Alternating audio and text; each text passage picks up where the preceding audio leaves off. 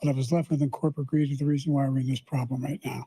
In addition to that, we're in a situation where if you take a look at all that was done in his administration, he didn't do much at all.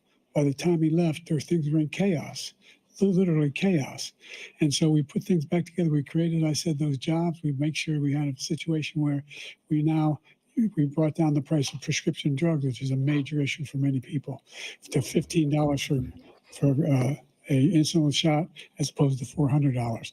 No senior has to pay more than $200 for any drug, all the drugs they can include beginning next year. In a situation and we're going to make that available to everybody, to all Americans. So we're working to bring down the price of around the kitchen table, and that's what we're going to get done. Thank you, President Trump. We're the greatest economy in the history of our country. We have never done so well. Everybody was amazed by it. Other countries were copying us. We got hit with COVID. And when we did, we spent the money necessary so we wouldn't end up in a Great Depression, the likes of which we had in 1929. By the time we finished, so we did a great job. We got a lot of credit for the economy, a lot of credit for the military, and no wars and so many other things. Everything was rocking good. But the thing we never got the credit for, and we should have, is getting us out of that COVID mess. He created mandates that was a disaster for our country. But other than that, we had given them back a country where the stock market actually was higher than pre-COVID, and nobody thought that was even possible. The only jobs he created are for illegal immigrants and bounce back jobs, a bounce back from the COVID. He has not done a good job. He's done a poor job, and inflation's killing our country. It is absolutely killing us. Thank you. President Biden? Well, look, the greatest economy in the world. He's the only one who thinks that, I think. I don't know anybody else who thinks he's the greatest economy in the world. And, the fact of the matter is that we found ourselves in a situation where his economy, he rewarded the wealthy. He had the largest tax cut in American history, $2 trillion. He raised a deficit larger than any president has in any one term. He's the only president other than Herbert Hoover who's lost more jobs than he had when he began, since Herbert Hoover. The idea that he did something that was significant in the military. When he was president, they were still killing people in Afghanistan. He didn't do anything about that. When he was president, we were still finding ourselves in a position where you had a notion that we were this safe country. The truth is, I'm the only president this century that doesn't have this decade, that doesn't have any troops dying anywhere in the world like he did. President Trump, I want to follow up if I can. Am I allowed to respond to him? Well, I'm going to ask you a follow-up. You can do whatever you want with the minute that we give you. I want to follow up. You want to impose a 10% tariff on all goods coming into the U.S. How will you ensure that that doesn't drive prices even higher? It's not going to drive them higher. It's just going to cause countries that have been ripping us off for years, like China and many others, in all fairness to China. It's going to just force them to pay us a lot of money, reduce our deficit tremendously, and give us a lot of power for other things. But he made a statement. The only thing he was right about is I gave you the largest tax cut in history. I also gave you the largest regulation cut in history. That's why we had all the jobs. And the jobs went down, and then they bounced back, and he's taking credit for bounce back jobs. You can't do that. He also said he inherited 9% inflation. No, he inherited almost no inflation, and it stayed that way for 14 months. And then it blew up under his leadership because they spent money like a bunch of people that didn't know what they were doing. And they don't know what they were doing. It was probably the worst administration in history. There's never been. And as far as Afghanistan is concerned, I was getting out of Afghanistan, but we were getting out with dignity, with strength, with power. He got out. It was the most embarrassing day in the history of our country's life. President Trump, over the last 8 years under both of your administrations, the national debt soared to record highs. And according to a new nonpartisan analysis, President Trump, your administration approved $8.4 trillion in new debt. Well, so far, President Biden, you've approved $4.3 trillion in new debt. So, former President Trump, many of the tax cuts that you signed into law are set to expire next year. You want to extend them and go even further, you say. With the U.S. facing trillion-dollar deficits and record debt, why should top earners and corporations pay even less in taxes than they do now? Because the tax cuts spurred the greatest economy that we've ever seen just prior to COVID. And even after COVID, it was so strong that we were able to get through COVID much better than just about any other country. But that tax spurred. Now, when we cut the taxes, as an example, the corporate tax was cut down to 21% from 39%, plus beyond that. We took in more revenue with much less tax, and companies were bringing back trillions of dollars back into our country. The country was going like never before. And we were ready to start paying down debt. We were ready to start using the liquid gold right under our feet, the oil and gas right under our feet. We were going to have something that nobody else has had. We got hit with COVID. We did a lot to fix it. I gave him an unbelievable situation with all of the therapeutics and all of the things that we came up with. We gave him something great. Remember, more people died under his administration, even though we had largely fixed it. More people died under his administration than our administration, and we were right in the middle of it, something which a lot of people don't like to talk about. But he had far more people dying in his administration. He did the mandate, which is a disaster, mandating it. The vaccine went out. He did a mandate on the vaccine, which is the thing that people most objected to about the vaccine. And he did a very poor job, just a very poor job. And I will tell you, not only poor there, but throughout the entire world, we're no longer respected as a country. They don't respect our leadership. They don't respect the United States anymore. We're like a third world nation between weaponization of his election, trying to go after his political opponent, all of the things he's done. We've become like a third world nation, and it's a shame. The damage he's done country.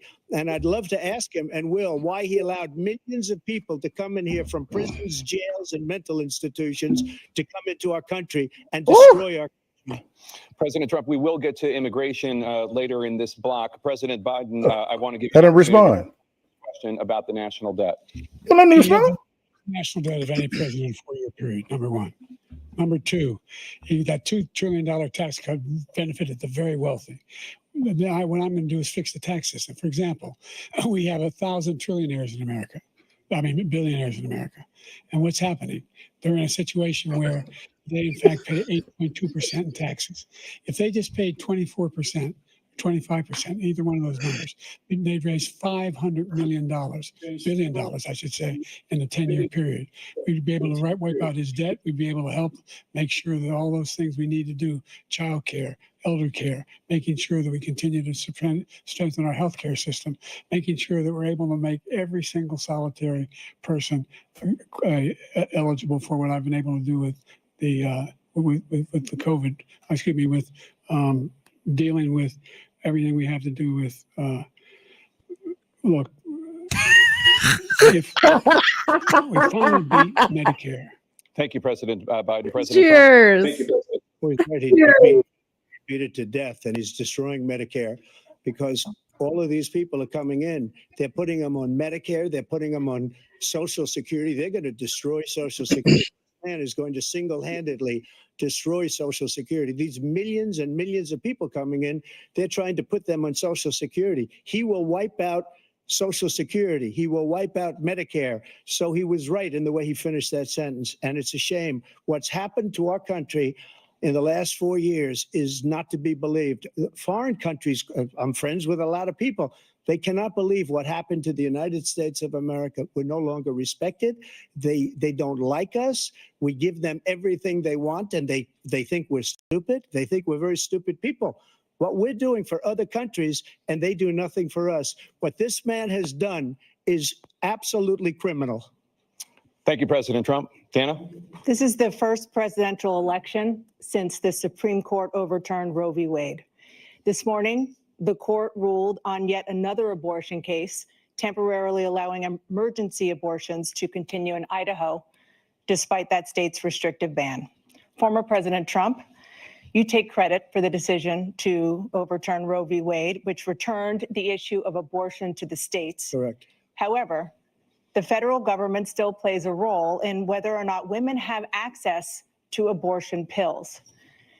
They're used in about 2/3 of all abortions. As president, would you block abortion medication? First of all, the Supreme Court just approved the abortion pill, and I agree with their decision to have done that, and I will not block it. And if you look at this whole question that you're asking, complex, but not really complex. 51 years ago, you had Roe v. Wade, and everybody wanted to get it back to the states. Everybody, without exception. Democrats, Republicans, liberals, conservatives, everybody wanted it back. Religious leaders. And what I did is I put 3 great Supreme Court justices on the court, and they happened to vote in favor of killing Roe v. Wade and moving it back to the states. This is something that everybody wanted. Now, 10 years ago or so, they started talking about how many weeks and how many this, and getting into other things. But every legal scholar throughout the world, the most respected, wanted it brought back to the states. I did that.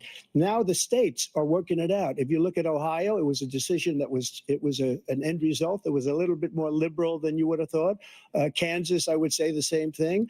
Texas is different. Florida is different. But they're all making their own decisions right now. And right now, the states control it. That's the vote of the people. Like Ronald Reagan, I believe in the exceptions. I am a person that believes. And frankly, I think it's important to believe in the exceptions. Some people, you have to follow your heart. Some people don't believe in that.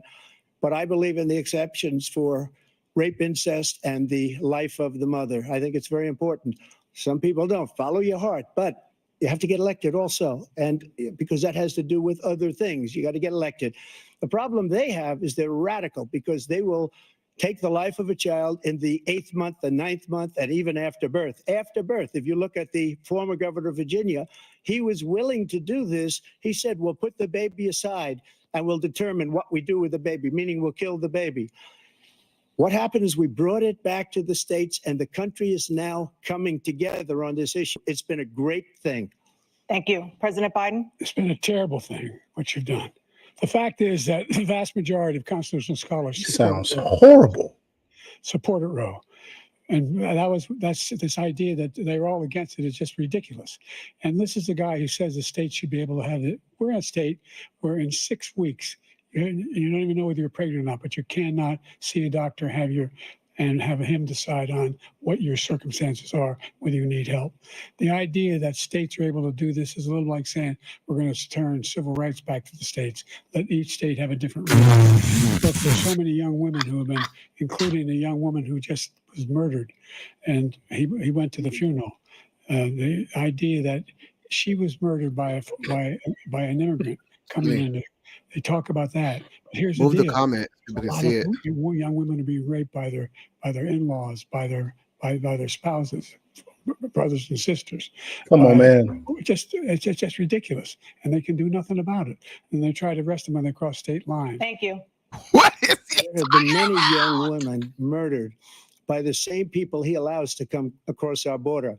We have a border that's the most dangerous place anywhere in the world, considered the most dangerous place anywhere in the world. And he opened it up, and these killers are coming into our country, and they are raping and killing women. And it's a terrible thing. As far as the abortion is concerned, it is now Look at back his with the face. states. The states are voting. In many cases, it's frankly a very liberal decision. In many cases, it's the opposite. But they're voting, and it's bringing it back to the vote of the people, which is what everybody wanted, including the founders, if they knew about this issue, which frankly they didn't. But they would have, everybody wanted brought back. Ronald Reagan wanted it brought back. He wasn't able to get it. Everybody wanted it brought back, and many presidents had tried to get it back. I was the one to do it. And again, this gives it the vote of the people, and that's where they wanted it. Every legal scholar wanted it that way. Staying on the topic of abortion, President Biden, 7 states, I'll let you do that. This is the same topic. 7 states have no legal restrictions on how His far into a face. pregnancy a woman can obtain an abortion. What is going on, bro? Do What's you going support on? any legal limits on how late a woman should be able to terminate a pregnancy? I supported Roe v. Wade, which had 3 trimesters. The first time is between the woman and the doctor. Second get time mad. is between Get the cold. doctor and an extreme situation. The third time is between the doctor, between the woman and the state. The idea that the politicians, that the founders wanted the politicians Look at Trump. to be the ones making decisions about women's health is ridiculous. That's the last. No politician should be making that decision. It's A over. doctor should be making those decisions. That's how it should be run. That's what you're going to do. And It's if I'm over. elected, I'm going to restore Roe v. Wade.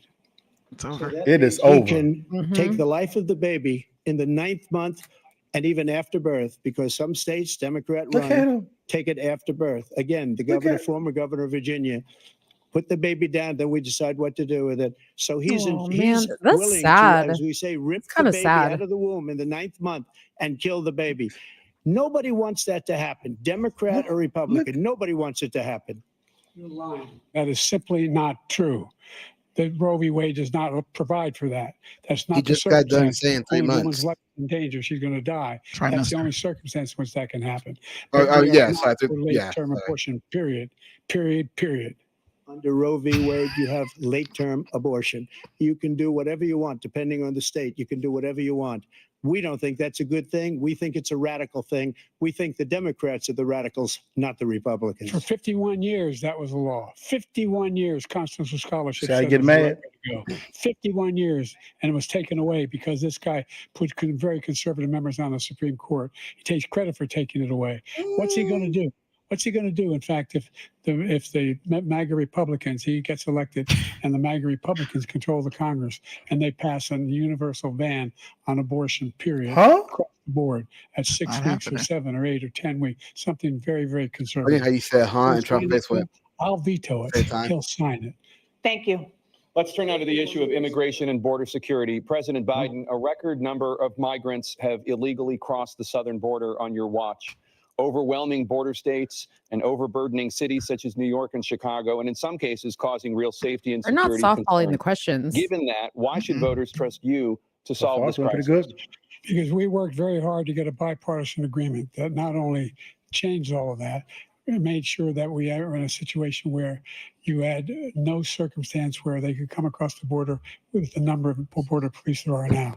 We significantly increased the number of asylum officers, significantly. By the way, the Border Patrol endorsed my position. In addition to that, we found ourselves in a situation where when he was president, he was separating babies from their mothers, putting them in cages, making sure the families were separated. That's not the right way to go. Here we What go with I've the done cages since I've argument. changed the law, what's happened? I've changed it in a way that now you're in a situation where there are 40% fewer people coming across the border illegally. Huh? It's better than when he left office. No. And I'm going to What continue numbers on are until we those? get the total ban on The Biden numbers. the total initiative relative to what we're going to do with more Border Patrol and more asylum officers. President Trump? I really don't know what he said at the end of that sentence. I don't think he knows what he said either. Look, There's the we have the meme. safest There's border in the the history of meme. our country. The border, all Got he had to the do was meme. leave it. All he had to do was leave it. He decided to open up our border, open up our country to people that are from prisons, people that are from mental institutions, insane asylum, terrorists. We have the largest number of terrorists coming into our country right now, all terrorists all over the world, not just in South America, all over the world. They come from the Middle East, everywhere, all over the world, they're pouring in. And this guy just left it open. And he didn't need legislation because I didn't have legislation. I said, close the border. We had the safest border in history. In that final couple of months of my presidency, we had, according to Border Patrol, who is great, and by the way, who endorsed me for president, but I won't say that, but they endorsed me for president. Brandon, just speak to him. But look, we had the safest border in called him history. Brandon. Now we have the worst border in history. There's never been anything like it. And people are dying all over the place, including the people that are coming up in Thank you, President caravans. Trump. President Biden?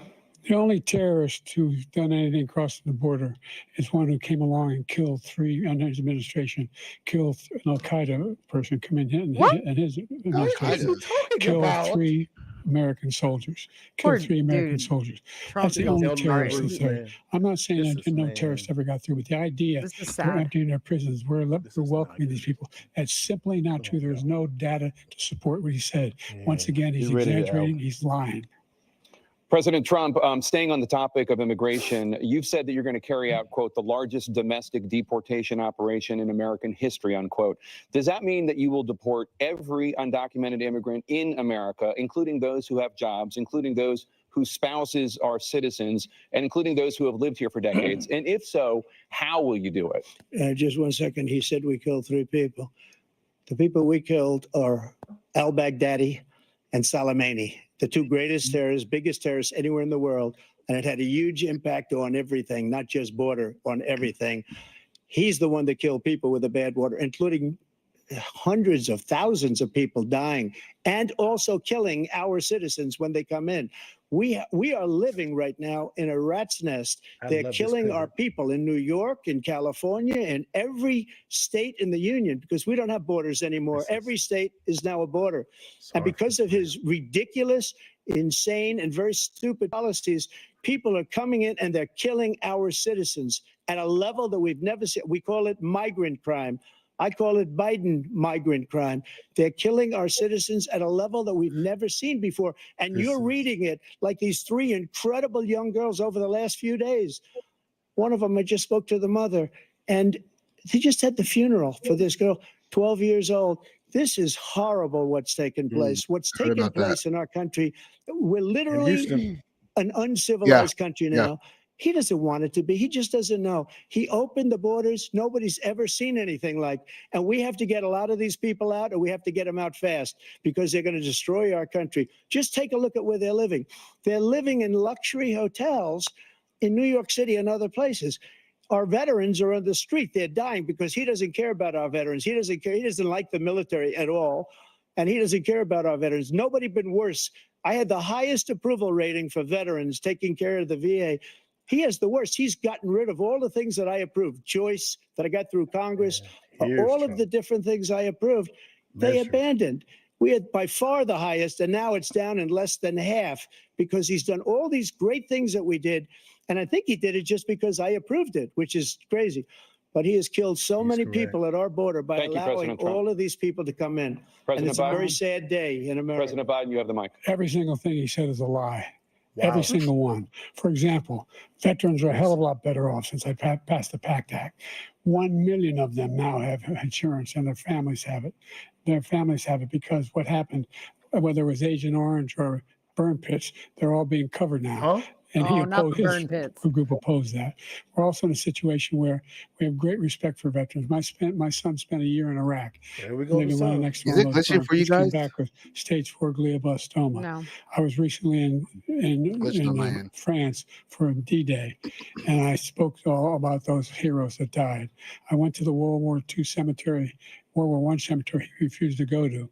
He was standing with his 4-star general, and he told me, he said, I don't want to go in there because they're a bunch of losers and suckers. Another lie. My Lie. son was not a loser, was not a Lies. sucker. You're the sucker. You're the Look loser. at him. President Trump.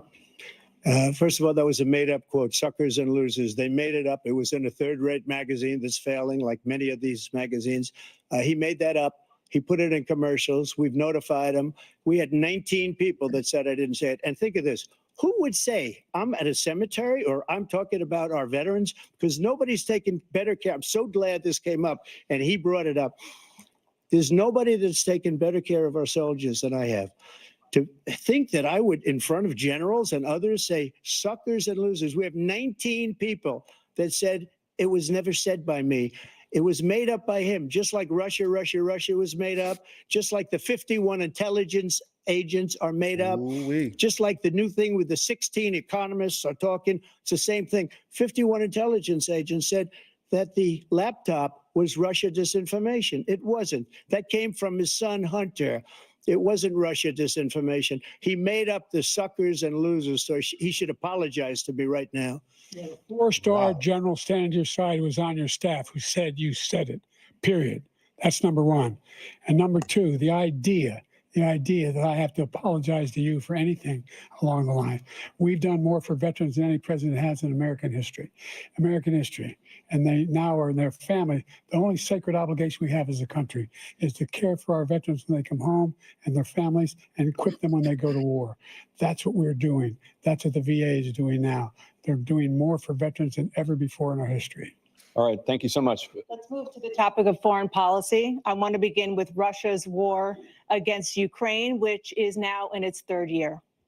Former President Trump, Russian President Vladimir Putin says he'll only end this war if Russia keeps the Ukrainian territory it has already claimed and Ukraine abandons its bid to join NATO. Are Putin's terms acceptable to you? First of all, our veterans and our soldiers can't stand this guy. They can't stand him. They think he's the worst commander-in-chief, if that's what you call him, that we've ever had. They can't stand him. So let's get that straight. And they like me more than just about any of them. And that's based on every single bit of information. As far as Russia and Ukraine, if we had a real president, a president that knew, that was respected by Putin, he would have never invaded Ukraine. A lot of people are dead right now, much more than people know. You know, they talk about numbers. You can double those numbers, maybe triple those numbers. He did nothing to stop it. In fact, I think he encouraged Russia from going in. I'll tell you what happened. He was so bad with Afghanistan. It was such a horrible embarrassment, most embarrassing moment in the history of our country, that when Putin watched that and he saw the incompetence, that he should have fired those generals, like I fired the one that you mentioned. And so he's got no love lost, but he should have fired those generals. No general got fired for the most embarrassing moment in the history of our country, Afghanistan, where we left billions of dollars of equipment behind. We lost 13 beautiful soldiers, and 38 soldiers were obliterated. And by the way, we left people behind too. We left American citizens behind. When Putin saw that, he said, you know what? I think we're going to go in and maybe take this was his dream. I talked to him about it, his dream. The difference is he never would have invaded Ukraine, never. Just like Israel would have never been invaded in a million years by Hamas. You know why? Because Iran was broke with me. I wouldn't let anybody do business with them. They ran out of money. They were broke. They had no money for Hamas. They had no money for anything, no money for terror. That's why you had no terror at all during my administration. This place, the whole world is blowing up under him. President Biden? I've never heard so much malarkey in my whole life. Look, the fact of the matter is that we're in a situation where, let's take the last point first. Iran attacked American troops, caused brain damage for a number of these troops, and he did nothing about it. Recently, not when he was president. They attacked. He said they're just having headaches. That's all it is. He didn't do a thing when the attack took place, number one. Number two, we got over 100,000 Americans and others out of Afghanistan during that airlift. Number three, we found ourselves in a situation where, if you take a look at what Trump did in Ukraine, this guy told Trump, do whatever you want and do whatever you want. And that's exactly what Trump did to Putin, encourage him, do whatever you want. And he went in. And listen to what he said when he went in. He was going to take Kyiv in 5 days, remember? Because it's part of the old Soviet Union. That's what he wanted to reestablish. Kyiv. And he, in fact, didn't do it at all. He wasn't able to get it done. And they've lost thousands and thousands of troops, 500,000 troops. President Trump, I never said that. For 1 minute, I just want to go back to my original question, which is, are Putin's terms acceptable to you? Keeping the territory in Ukraine? No, they're not acceptable. But look, this is a war that never should have started. If we had a leader in this war, he led everybody along. He's given $200 billion now or more to Ukraine. He's given $200 billion. That's a lot of money. I don't think there's ever been anything like it. Every time that Zelensky comes to this country, he walks away with $60 billion. He's the greatest salesman ever. And I'm not knocking him. I'm not knocking anything. I'm only saying the money that we're spending on this war, and we shouldn't be spending, it should have never happened. I will have that war settled between Putin and Zelensky as president-elect before I take office on January 20th. I'll have that war settled. People being killed so needlessly, so stupidly, and I will get it settled, and I'll get it settled fast before I take office. President Biden, you have a minute. The fact is that Putin is a war criminal. He's killed thousands and thousands of people. And he has made one thing clear.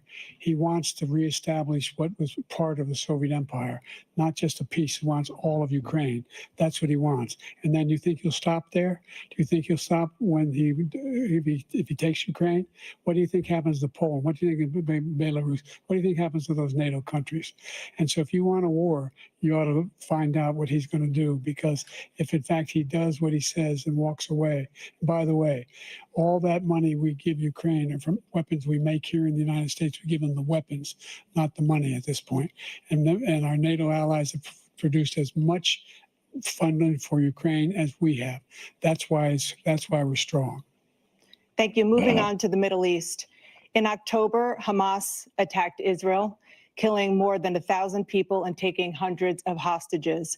Among those held and thought to still be alive are 5 Americans. Israel's response has killed thousands of Palestinians and created a humanitarian crisis in Gaza. President Biden, you've put forward a proposal to resolve this conflict, but so far Hamas has not released the remaining hostages, and Israel is continuing its military offensive in Gaza. So what additional leverage will you use to get Hamas and Israel to end the war? You have 2 minutes. Number one, everyone from the United Nations Security Council straight through to the G7 to the Israelis and Netanyahu himself have endorsed the plan I put forward, which has 3 stages to it. The first stage is trade the hostages for a ceasefire. Second phase is a ceasefire with additional conditions.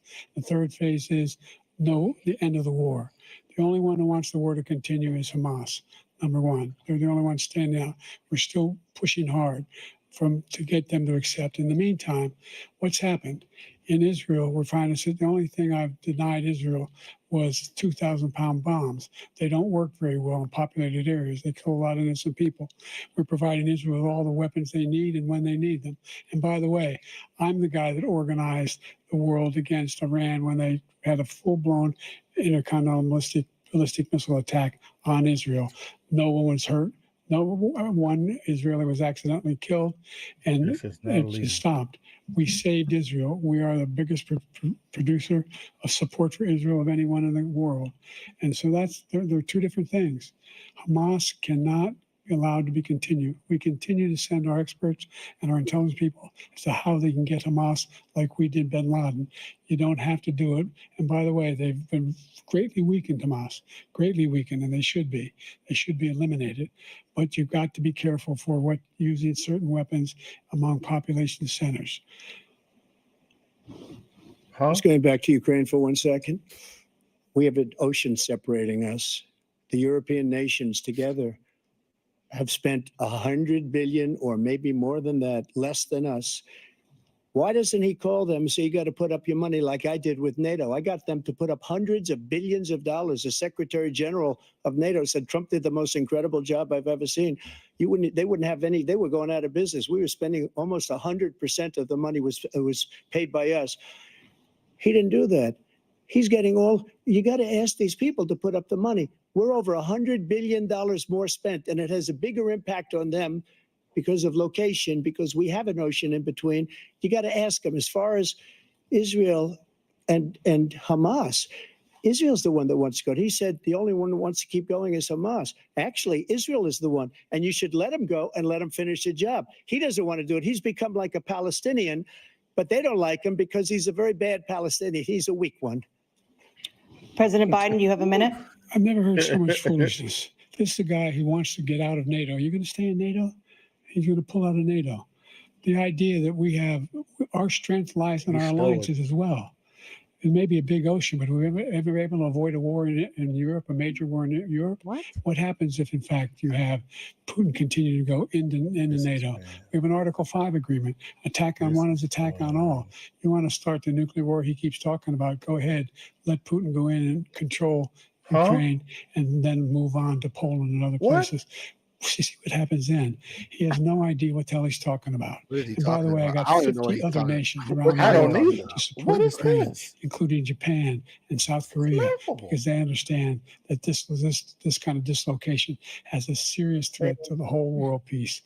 No major war in Europe has ever been able to be contained just to Europe. I cannot wait till we go to President Trump, just to follow up, I can't wait. would you support the creation of an independent Palestinian state in order to achieve peace in the region? I'd have to see, but before we do that, the problem we have is that we spend all the money. So they kill us on trade. I made great trade deals with the European nations because if you add them up, they're about the same size economically. Their economy is about the same size as the United States. And they were no cars, they don't want anything that we have, but we're supposed to take their cars, their food, their everything, their agriculture. I changed that. But the big thing I changed is they don't want to pay. And the only reason that he can play games with NATO is because I got them to put up hundreds of billions of dollars. I said, and he's right about this, I said, no, I'm not going to support NATO if you don't pay. They asked me that question, would you guard us against Russia? At a very secret meeting of the 28 states at that time, nations at that time. And they said, no, if you don't pay, I won't do that. And you know what happened? Billions and billions of dollars came flowing in the next day and the next months. But now we're in the same position. We're paying everybody's bills. Let's turn to the issue of democracy. Former President Trump I want to ask you about January 6, 2021. After you rallied your supporters that day, some of them stormed the Capitol to stop the constitutionally mandated counting of electoral votes. As president, you swore an oath to, quote, preserve, protect, and defend, unquote, the Constitution.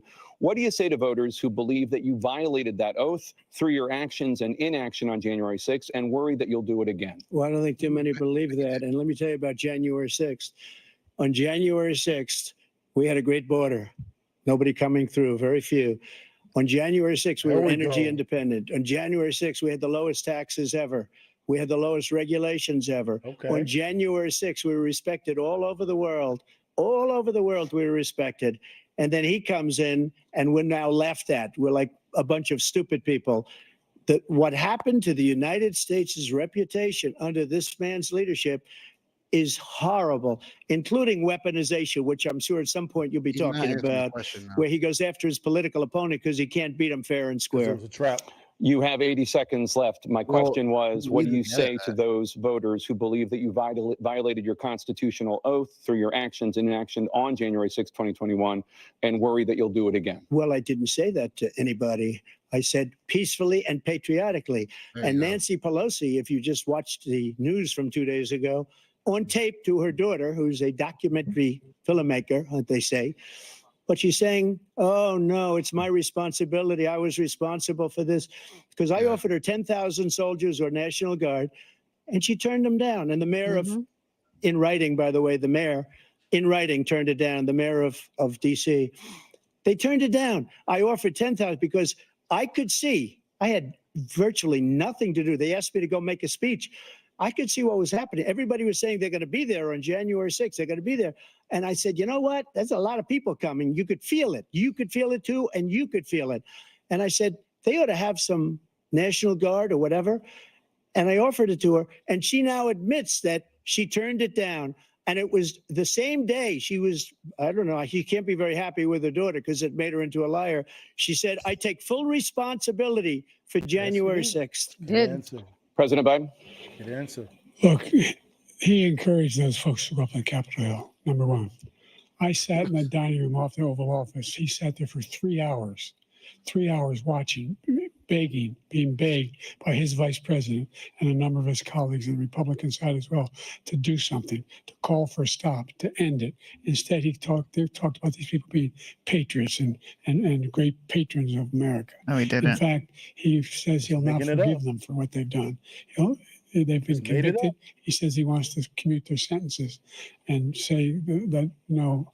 But he went to every single court in the nation. Man, I don't know how many cases, scores of cases, including the Supreme Court, and they said no, this guy is responsible for doing what was done. He did do a damn What? thing, and these people should be in jail, and they This is should bad. be the ones who are being held accountable.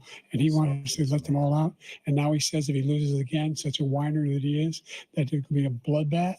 Thank you, President Biden. What? President Trump? You never said that. What they've Wow. done to some people that are so innocent, you ought to be ashamed of Making it yourself. up. What you have done, Yeah. how you've destroyed the lives of so many people. When they ripped down Portland, when they ripped down many other cities, you go to Minnesota, Minneapolis, what they've done there with the fires all over the city. If I didn't bring in the National Guard, that city would have been destroyed. When you look at all of they took over big chunks of Seattle. I was all set to bring in the National Guard. They heard that, they saw them coming, and they left immediately. What he said about this whole subject is so off. Peacefully patriotic. One other thing, the Unselect Committee, which is basically two horrible Republicans that are all gone now out of office, and Democrats, all Democrats, they destroyed and deleted all of the information they found because Yes, they found they out we did. were right. We were right. And they deleted and destroyed all of the information. They should go to jail for that. If a Republican did that, they'd go to jail. Thank you, President Trump. President They Biden, I killed want to give me. you a minute.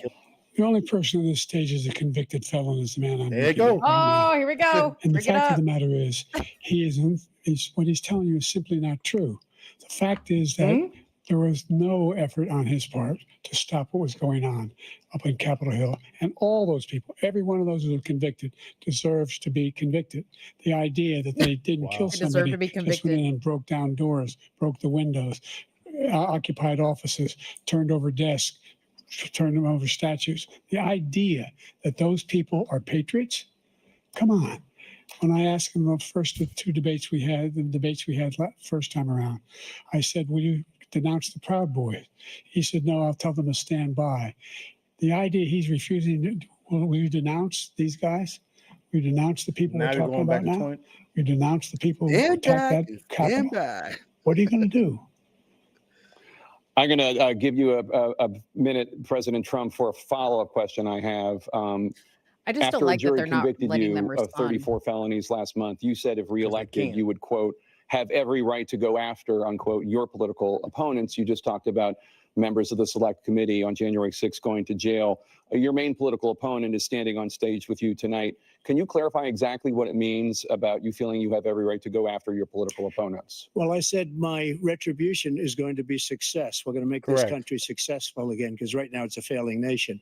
My retribution is going to be success. But when he talks about a convicted felon, his son is a convicted felon at a very high level. His son is convicted, going to be convicted probably numerous other times. Should have been convicted before, but his Justice Department let the statute of limitations lapse on the most important things.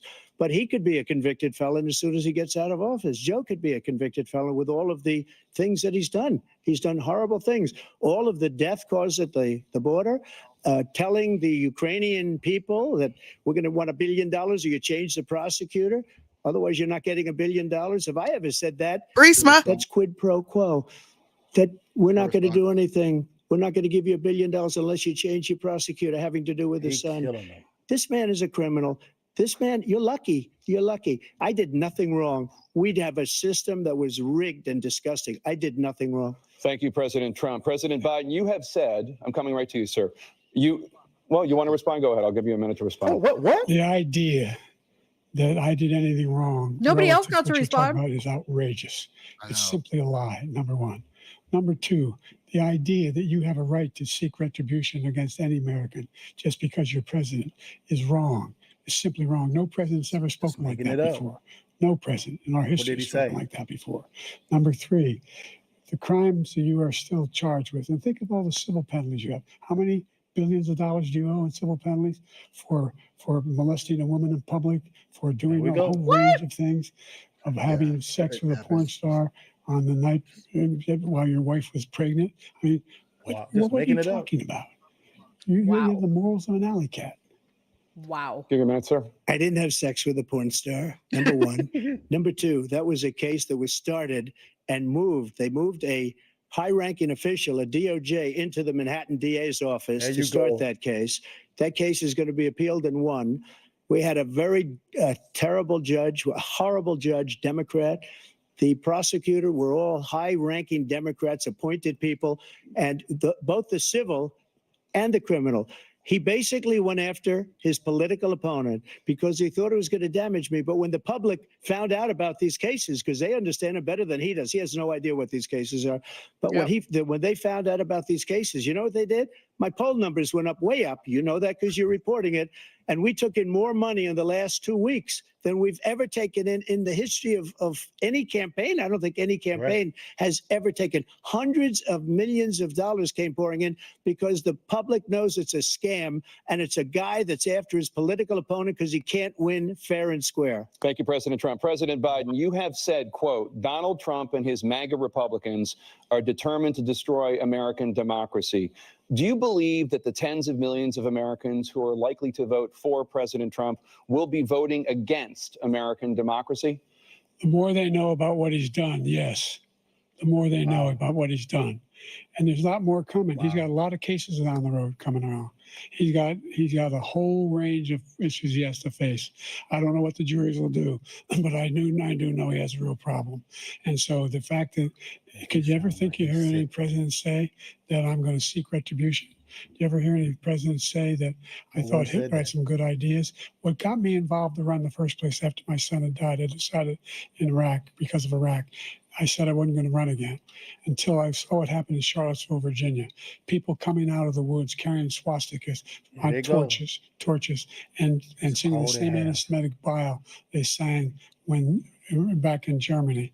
And and the young woman got killed. I spoke to the mother, and they asked him. They said, "What do you think of those people? The people the ones who got killed, the one who tried to stop it, and the ones," he said, "I think they're fine people on both sides."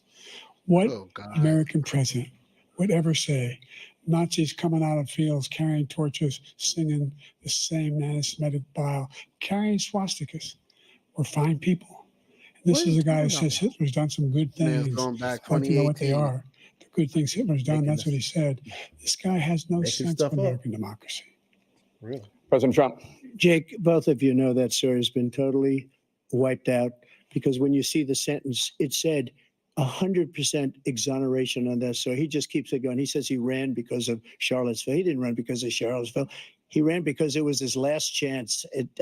He's not equipped to be president. You know it, and I know it. It's ridiculous. We have a debate. We're trying to justify his presidency. His presidency, he's without question the worst president, the worst presidency in the history of our country. We shouldn't be having a debate about it. There's nothing to debate. He made up the Charlottesville story, and you'll see it's debunked all over the place. Every anchor every reasonable anchor has debunked it. And just the other day, it came out where it was fully debunked. It's a nonsense story. He knows that, and he didn't run because of Charlottesville. He used that as an excuse to run. President Biden. And debunk. It happened.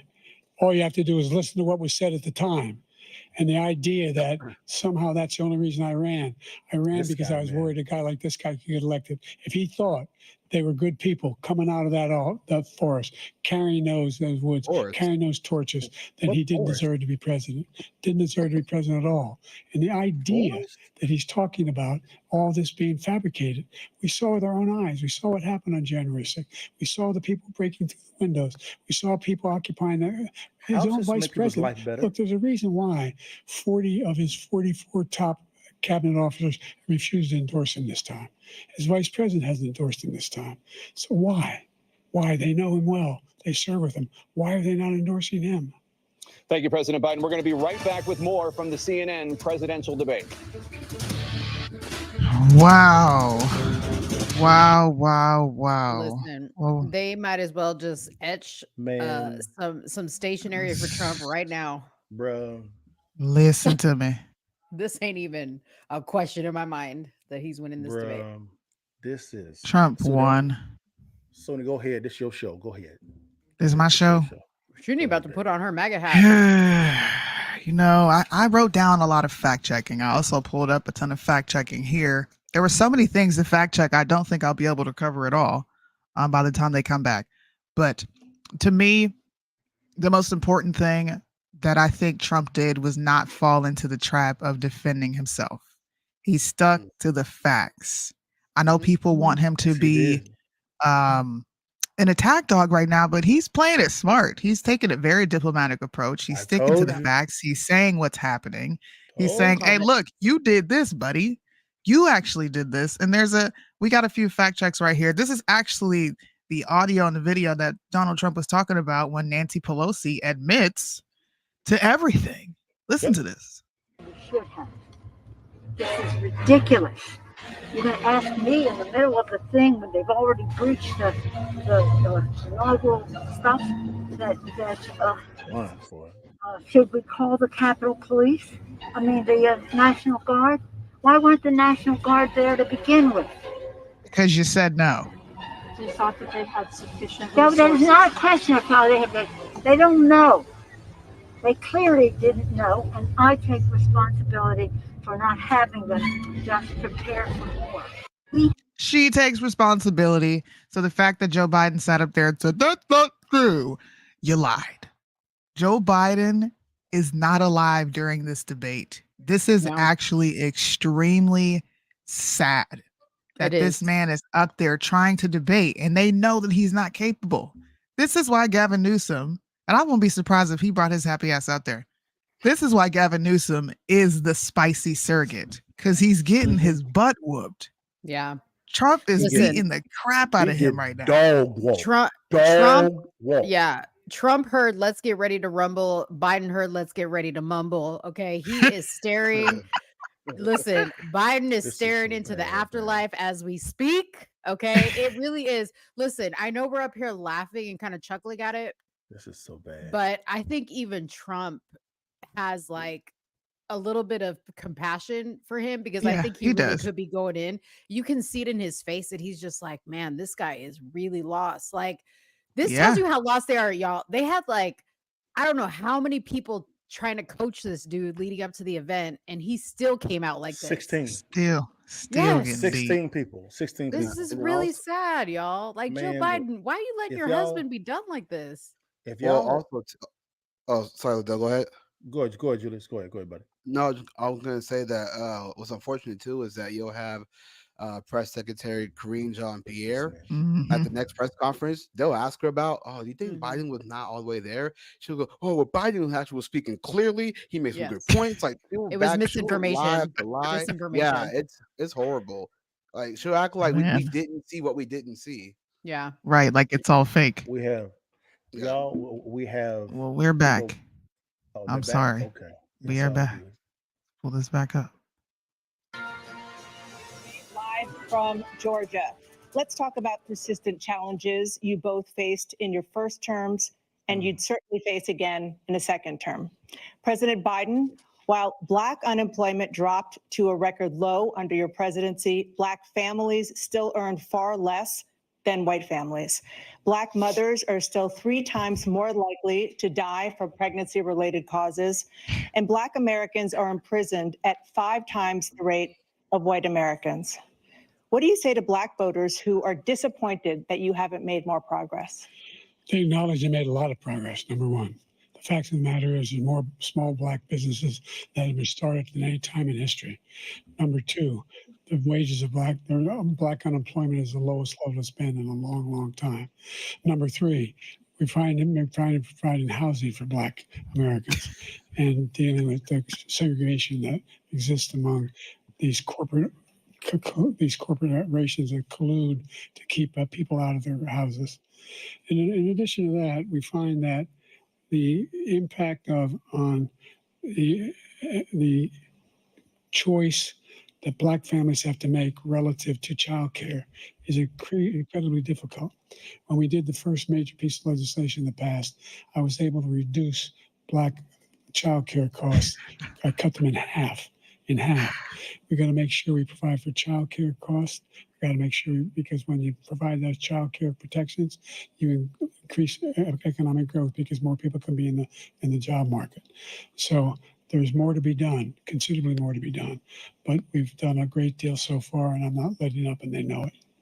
You have 49 seconds left. What do you say to Black voters who are disappointed with the progress so far?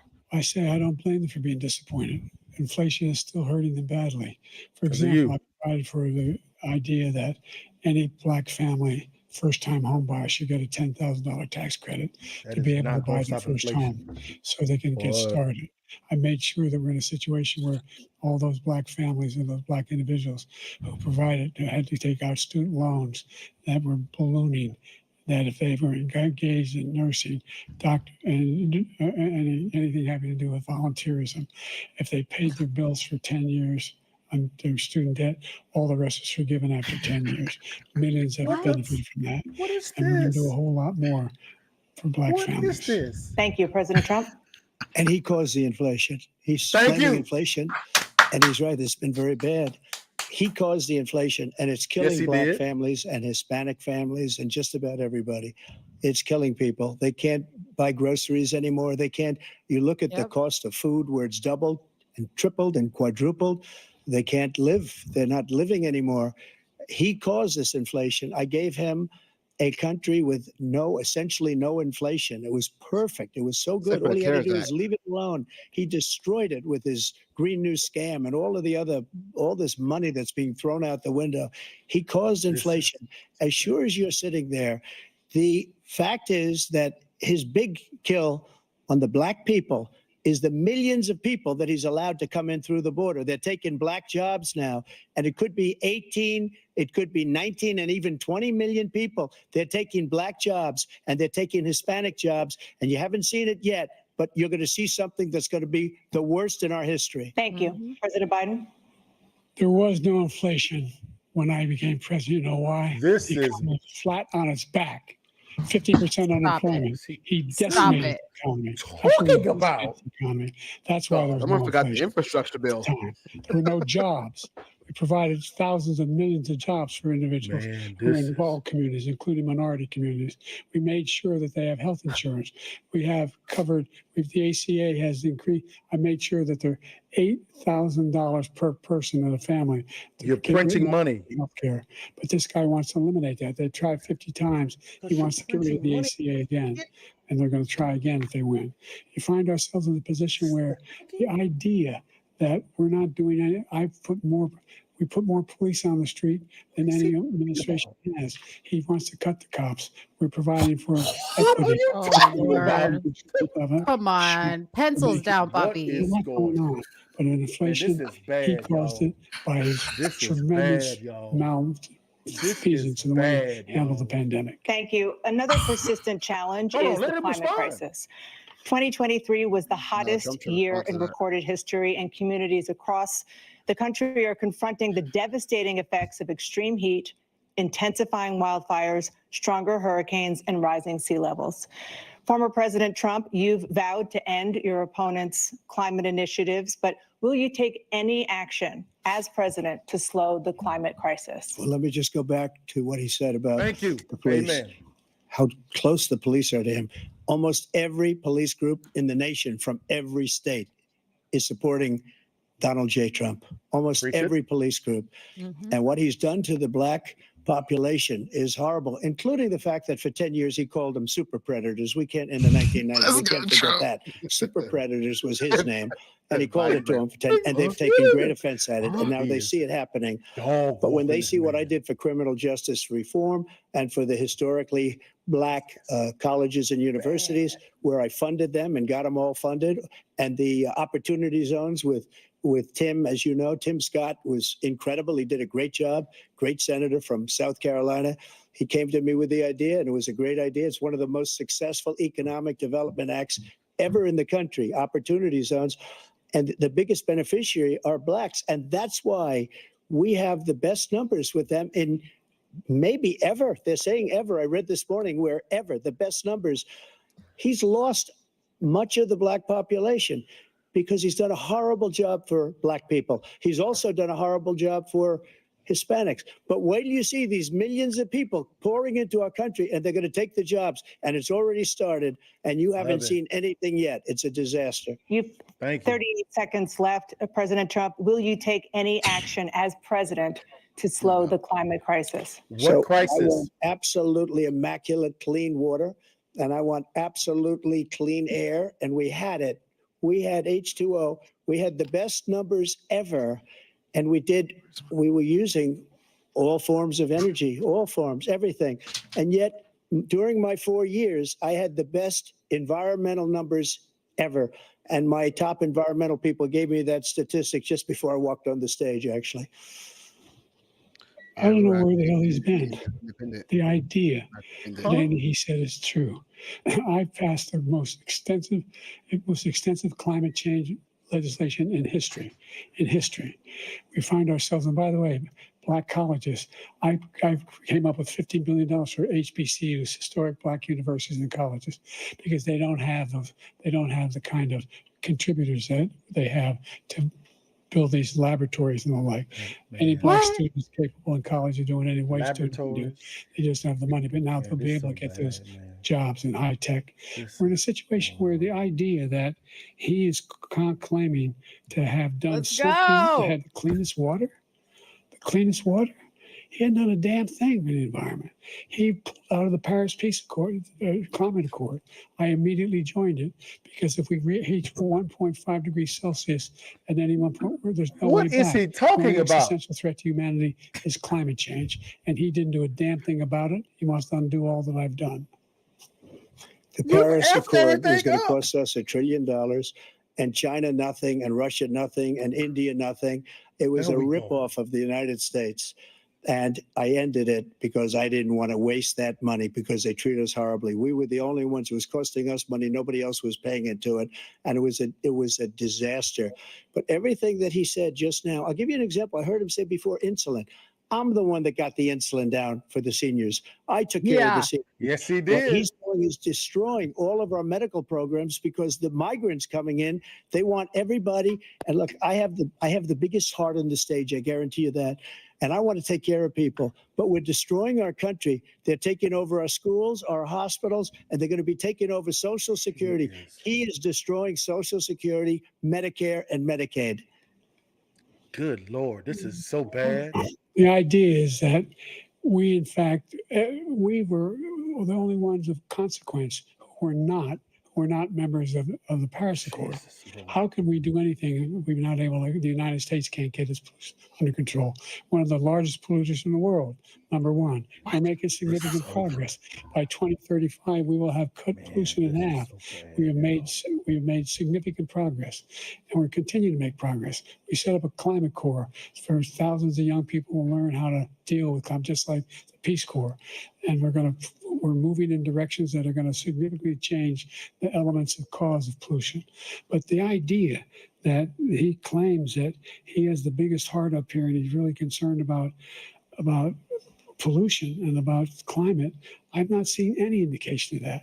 And by the way, with regard to prescription drugs, one company agreed that they would reduce the price to $35, which I was calling for, one, voluntarily. I made sure every company in the world, every pharmaceutical company, cannot have to pay. Thank you. And by the You did way, not. It's lied. Just So made it every up. day, millions of Americans struggle Just just made to it make up. ends meet. For many older Americans, Social Security provides a critical lifeline. President Biden, if nothing is done to Social Security, seniors will see their benefits cut in just going, over yo? 10 years.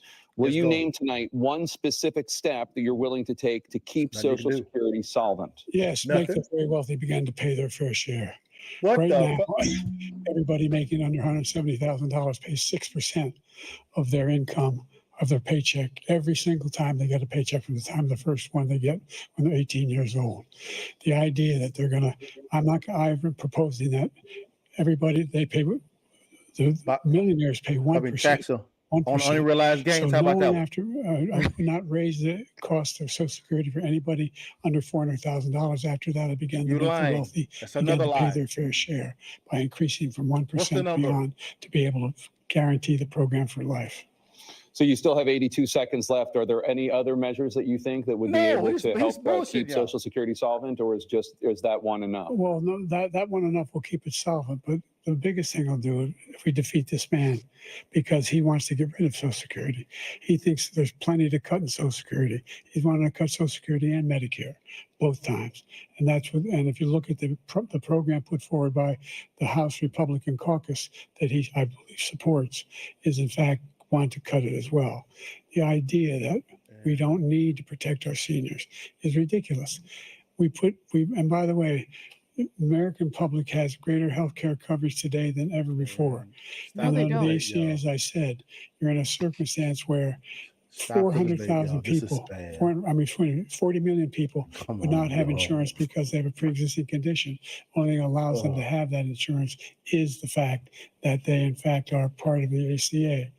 And by the way, the other thing is we're in a situation where I talk about education for Black communities. I've raised the amount of money for Pell Grants by another $8,000. So anybody making under $70,000 a year is going to be able to get More printing. I got $15,000 you. worth of tuition. He just doesn't know what he's talking about. Thank you, President Biden. President Trump. So I've dealt with politicians all my life. I've been on this side of the equation for the last 8 years. I've never seen anybody lie like this guy. He lies. He can look you in the face. About so many other things too. And we mentioned the laptop. We mentioned Russia, Ukraine. Everything he does is a lie. It's misinformation and disinformation. The losers and suckers story that he made up is a total lie on the military. It's a disgrace. But Social Security, he's destroying it because millions of people are pouring into our country, and they're putting them onto Social Security. They're putting them onto Thank you. Medicare. Medicaid. They're putting them in our hospitals. They're taking the place of our citizens. What they're Such doing to the BS. VA, to our veterans, is unbelievable. Our veterans are living in the street, and these people are living in luxury hotels. He doesn't know what he's doing, and Yep. it's really coming back. I've never seen such anger in our country before. President Biden. The idea that veterans are not being taken care of, I told you before. And by the way, when I said suckers and losers, he acknowledged after that he fired that general. That general got fired because he's the one that acknowledged that that's what he said. He was the one standing with Trump when he said it, number one. Number two, the idea that we're going to be in a situation where all these millions and millions, the way he talks about it, illegal aliens are coming into the country and taking away our jobs. There's a reason why we have the fastest growing economy in the world, the reason why we have the most successful economy in the world. We're doing better than any other nation in the world.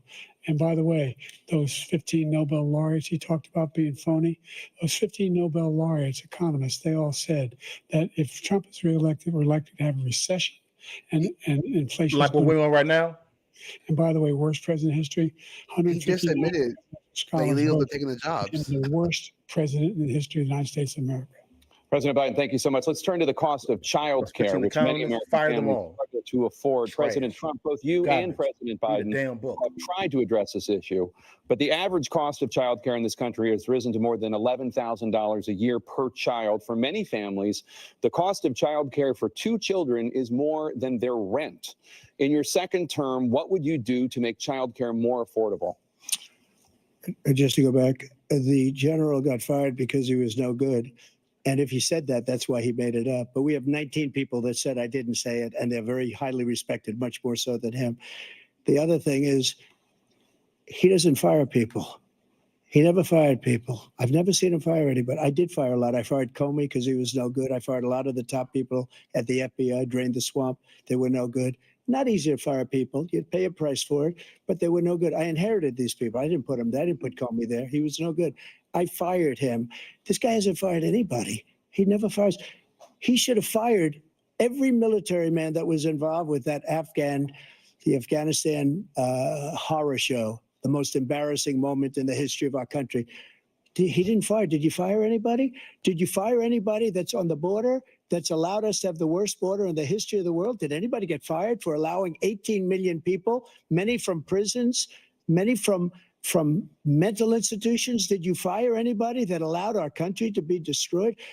Joe, our country is being destroyed as you and I sit up here and waste a lot of time on this debate. This shouldn't be a debate. He is the worst president. He just said about me because I said it.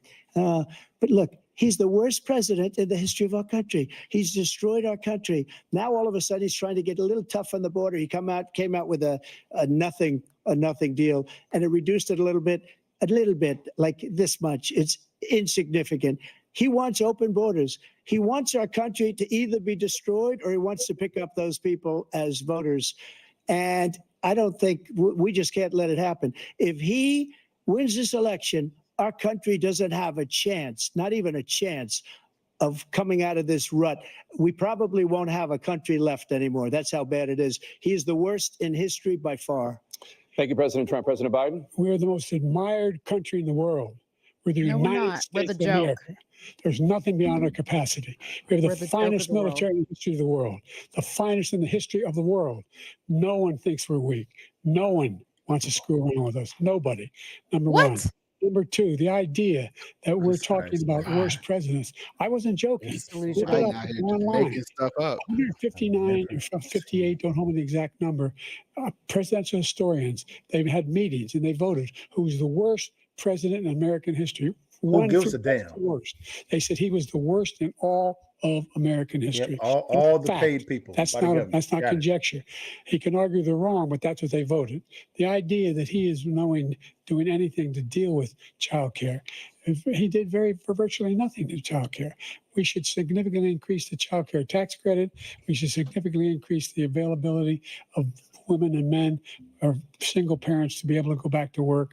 And we should encourage businesses to have Thank you, President child care Biden. facilities. President Trump, the question was about what would you do to make child care more affordable, if you want to take your minute. Just so you understand, we have polling, we have other things that they rate him the worst because what he's done is so bad. And they we rate done me. with that. Yeah, I'll Get back show to you. the I will show you. And they rate me one of the best. Okay. And if I'm given another 4 years, I will be the best. I think I'll be the best. Nobody's ever created an economy like us. Nobody ever cut taxes like us. He's the only one I know. He wants to raise your taxes by 4 times. He wants to raise everybody's taxes by 4 times. He wants the Trump tax cuts to expire. So everybody, including the 2 of you, are going to pay 4 to 5 times. Nobody ever heard of this That before. All face. my life, I'd grow up and I'd see politicians talking about cutting taxes. When we cut taxes, as I said, we did more business. Apple and all these companies, they were bringing money back into our country. The worst president in history by far, and everybody knows it. President Biden? Look, the fact of the matter Yeah, is that's the that he's question, dead though. wrong about, he's answer that increased the tariff, he will increase the taxes on middle-class people. I said I'd never raise a tax on anybody making less than $400,000. I didn't. That's a big fat This lie. tariff is 10% That's a tax. lie. Everything No, you coming just in- raised it on the That's business owners and they fired what everybody. costs the average American That's cost on to the consumer. It's called $2,500 inflation. a year more, Dumbasses. because they're going to have to pay the difference in food and all the things that we're importing. Number two, he's in a situation where he talks about how he Is is he reading? raised, Yep. he somehow helped the middle class. Middle class have been devastated by you. Now you want a new tax cut of $5 trillion over the next 10 years, which is going to fundamentally bankrupt the country. You had the largest deficit of any president in American history, number one. Number two, you have not, in fact, made any contact, any progress with China. We are the lowest You're the trade deficit president, you stupid. since 2010. Thank you, We're at the President Biden. highest. You lost Thank you, President Biden. Let's discuss an epidemic impacting millions of Americans that both of you have made a If you top vote for priority in Joe your first Biden. term, the opioid crisis. And for both of you, the number of overdose deaths in this country has gone up. Under your term, it went up. Under your term, it has gone up.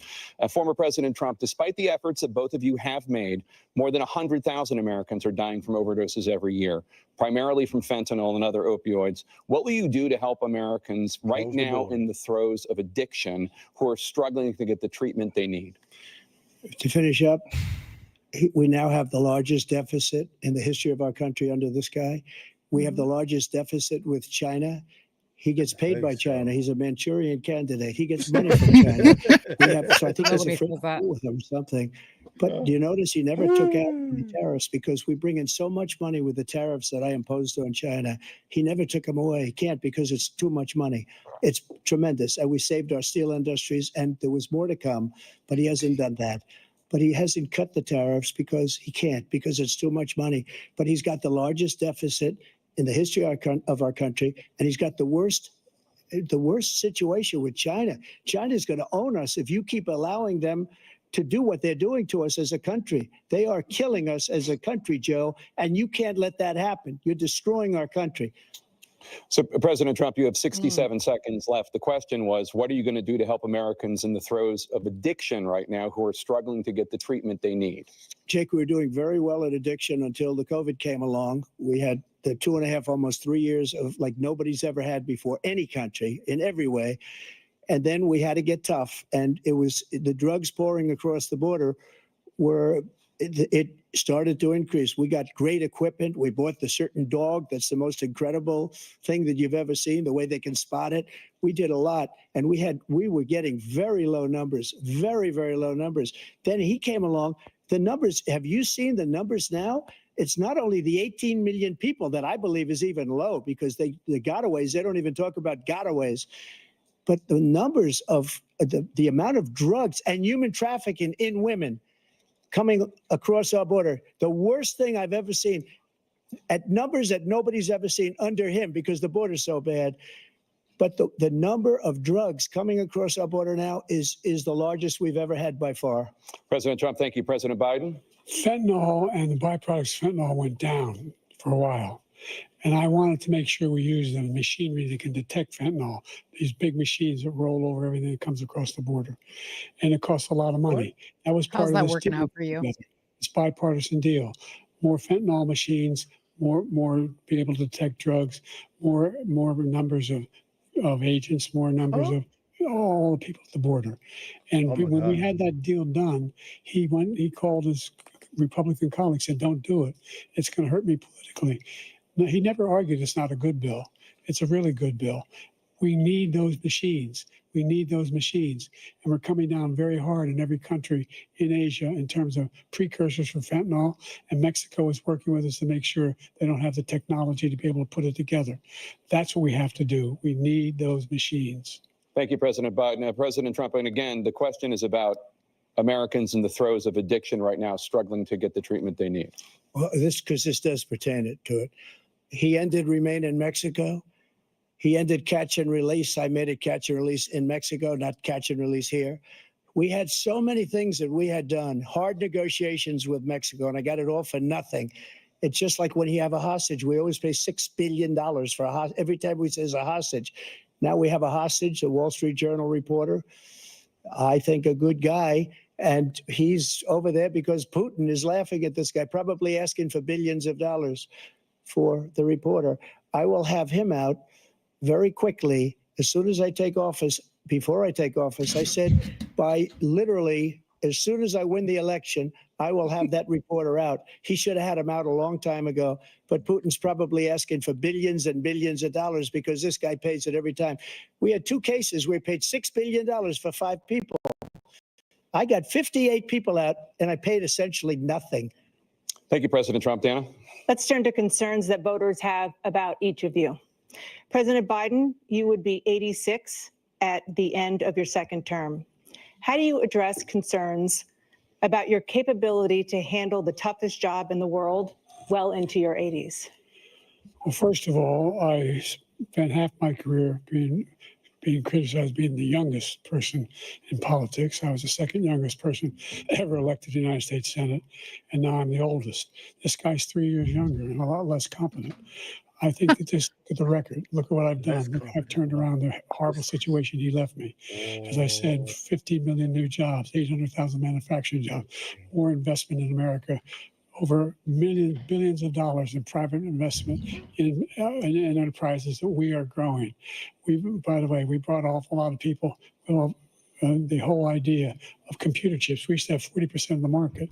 We invented those chips, and we lost it because he was sending people to find the cheapest jobs overseas and then bring home a product. So I went. He's metabolizing the speed. I convinced Samsung to invest billions of dollars here in the United States, and guess what? Those fabs they call to build these chips, those fabs pay over $100,000.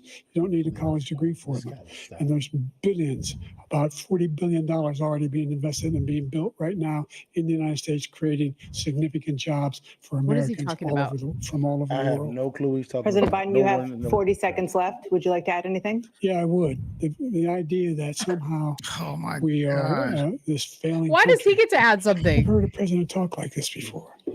We're the envy of the world. Name me a single major country president wouldn't trade places with the United States of America for all our problems and all our opportunities. We're the most progressive country in the world in getting things done. We're the strongest country in the world. We're a country in the world who keeps our word, and everybody trusts us. All of our allies and those who he coddles up to, from Kim Jong-un, who he sends love letters to, and Putin, etc. They don't want to love letters. Love letters. Thank you. Former President Trump, to follow up, you would be 82 at the end of your second term. What do you say to voters who have concerns about your capabilities to serve? Well, I took 2 tests, cognitive tests. I aced them, both of them, as you know. We made it public. He took none. I'd like to see him take one, just one, a real easy one. Like go through the first 5 questions. He couldn't do it. But I took 2 cognitive tests. I took physical exams every year. And, we knock on wood wherever we may have wood, that I'm in very good health. I just won 2 club championships, not even senior, 2 regular club championships. To do that, you have to be quite smart, and you have to be able to hit the ball a long way. And I do it. Yeah. He doesn't do it. He can't hit a ball 50 yards. He challenged me to a golf match. We'll talk he about can't hit a golf. ball 50 yards. I think I'm in very good shape. I feel that I'm as in good a shape as I was 25, 30 years ago. Actually, I'm probably a little bit lighter, but I'm in as good a shape as I was years ago. I feel very good. I feel the same. But I was willing to take a cognitive test. And you know what? If I didn't do well, I aced them. Dr. Ronnie Jackson, who's a great guy when he was White House doctor. And then I took another one, a similar one. And one of them said they'd never seen anybody ace him. Thank you. President Biden? You can see he is 6'5" and only 223 pounds, or 23. What? He said 20 and 2000. Well, you said 6'4", 200. Well, anyway, that's it. Anyway, just take a look at what he said. What is that got to do? Take a look at what he What is. is? Look, I'd be happy to have a driving contest with him. I got my handicap, which when I was vice president, Oh, down to a God. 6. And by the way, I told you 400 people to carry one bag. So much to Think you laugh can do so it? bad. He's a 6 handicap of all. I was at 8 handicap. Yeah. 8. Never. But I had, you know how many? I've seen you swing. I know you swing. Okay, let's, President Trump, we're going to 21 turn Let's not act like children. You to are a a child. specific concern that voters have about you. Will you pledge tonight that once all legal challenges have been exhausted, that you will accept the results of this election, regardless of who Here they wins? go. Here they go. You will say right now that political violence in any form is unacceptable. Well, I shouldn't have to say that, but of course I believe that. It's totally unacceptable. And if you would see my statements that I made on Twitter at the time, and also my statement that I made in the Rose Garden, you would say it's one of the strongest statements you've ever seen. In addition to the speech I made in front of, I believe, the largest crowd I've ever spoken to. And I will tell you, nobody ever talks about that. They talk about a relatively small number of people that went to the Capitol, and in many cases were ushered in by the police. And as Nancy Pelosi said, it was her responsibility, not mine. She said that loud and clear. But the answer is, if the election is fair, free, and I want that more than anybody. And I'll tell you something. I wish he was a great president, because I wouldn't be here right now. I'd be at one of my many places enjoying myself. I wouldn't be under indictment, because I wouldn't have been his political opponent, because he indicted me because I was his opponent. I wish he was a great president. I would rather have that. I wouldn't be here. I don't mind being here. But the only reason I'm here is he's so bad as a president that I'm going to make America great again. We're going to make America great again. We're a failing nation right now. We're a seriously failing nation. Make this country And we're a great. failing nation because of great. him. His policies are so bad. His military policies are insane. They're insane. These are wars that will never end with him. He will drive us into World War III, and we're closer to World War III than anybody can imagine. We are very, very close to World War III, and he's driving us there. And Kim Jong-un and President Xi of China, Kim Jong-un of North Korea, all of these, Putin, they don't respect him. They don't fear him. They have nothing going with this gentleman, and he's going to drive us into World War III. You want a World War III, let him follow and win, and let Putin say, do what you want, NATO. Just do what you want. There's a thing called Article 5. An attack on one is attack on all, and required response. The idea, I can't think of a single major leader in the world who wouldn't trade places with the job I've done and what they've done. Oh my Because God. we are a powerful nation. We have wonderful people. It's because of the people, not me. It's because of the American people. They're capable of anything, and they step up when they're needed. And right now, we're needed. We're needed to protect the world because our own safety is at stake. And again, you want to have a war, just let Putin go ahead and take Kyiv, make sure they move on, see what happens in Poland, Hungary, and other places along that route. Then you have a war. President Trump, as I come back to you for a follow-up, the question was, will you accept the results of this election, regardless of who wins? Just to finish what he said, if I might, Yes. Russia, Trump they took already a lot of answered that land from question. Bush. They took a lot of land from Obama and Biden. They took no land, nothing from Trump, nothing. He knew not to do it. He's not going to play games with me. He knew that. I got along with him very well, but he knew not to play games. He took nothing from me. But now he's going to take the whole thing from this man right here. That's a war that should have never started. It would have never started ever with me. And he's going to take Ukraine. And, you know, you asked me a question before, would you do this? He's got us in such a bad position right now with Ukraine and Russia, because Ukraine's not winning that war. He said, I will never settle until such time. They're running out of people. They're running out of soldiers. They've lost so many people. It's so sad. They've lost so many people, and they've lost those gorgeous cities with the golden domes that are 1,000 years old, all because of him and stupid decisions. Russia would have never attacked if I were President Trump, president. the question was, will you accept the results of the You already election, answered the question. regardless of who wins? Yes or no, please. If it's a fair and legal and good election, What? Uh-oh. Whoa. Uh-oh. What happened? and everything else was ridiculous. And if you want, we'll have a news conference on it in a week, or we'll have another one of these in a week. But I will absolutely, there's nothing I'd rather do. It would be much easier for me to do that than I'm running again. I wasn't really going to run until I saw the horrible job he did.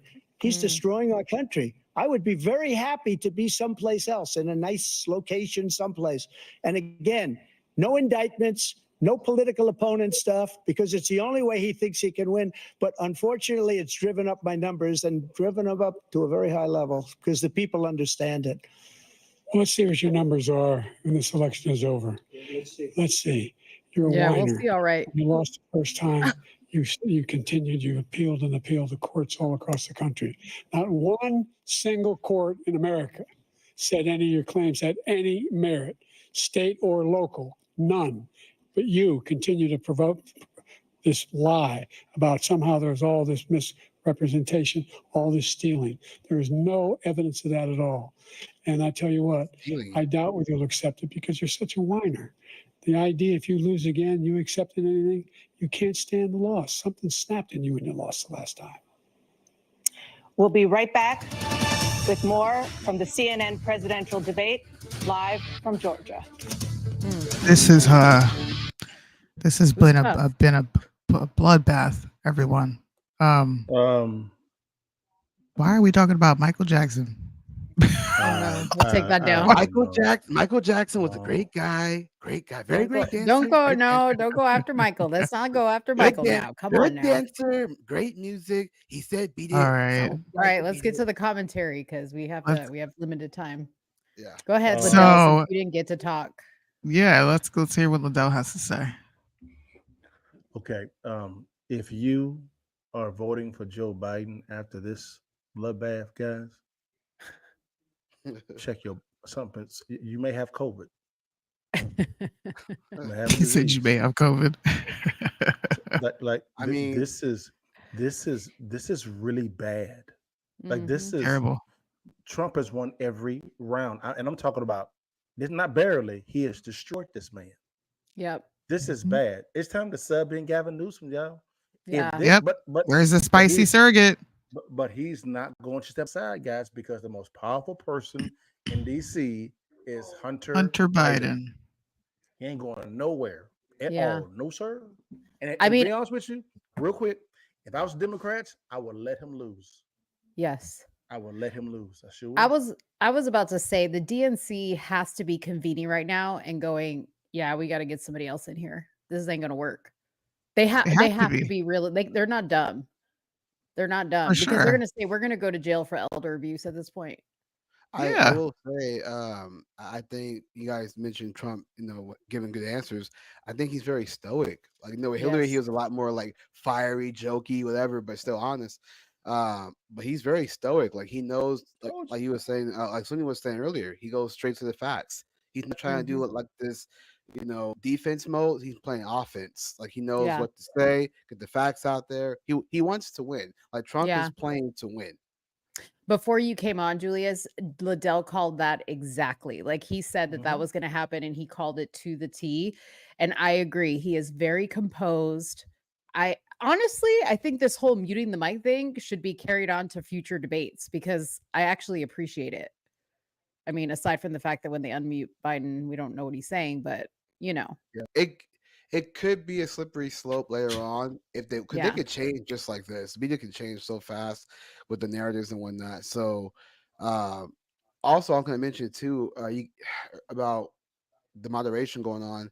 I think the reason why CNN is asking the hard questions, the mainstream media was losing ratings. They were going into the gutter.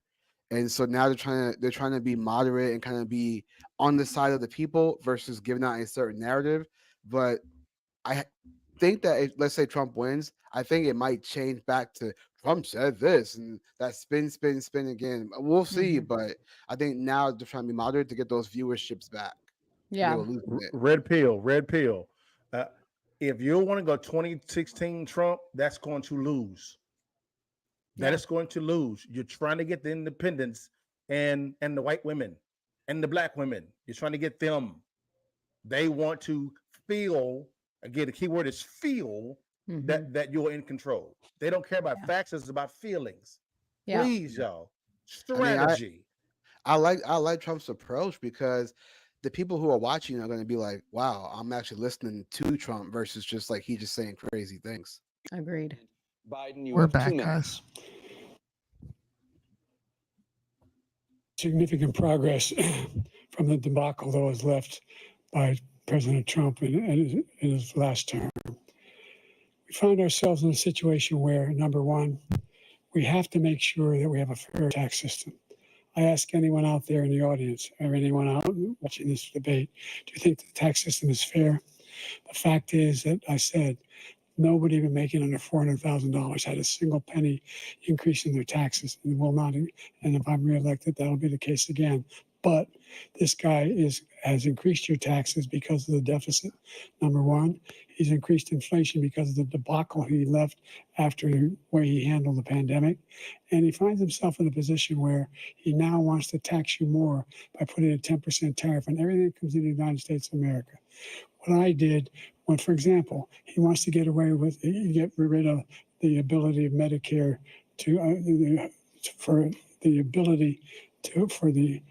us to be able to negotiate drug prices with the big pharma companies. Well, guess what? We got it down to $35 for insulin instead of $400. No more than $2,000 for every senior, no matter how much prescription they need. You know what that did? That reduced the federal debt by $160 billion over 10 years because the government doesn't have to pay the exorbitant prices. I'm going to make that available to every senior all along. It's happening now, and everybody in America. He wants to get rid of that. I'm going to make sure that we have child care.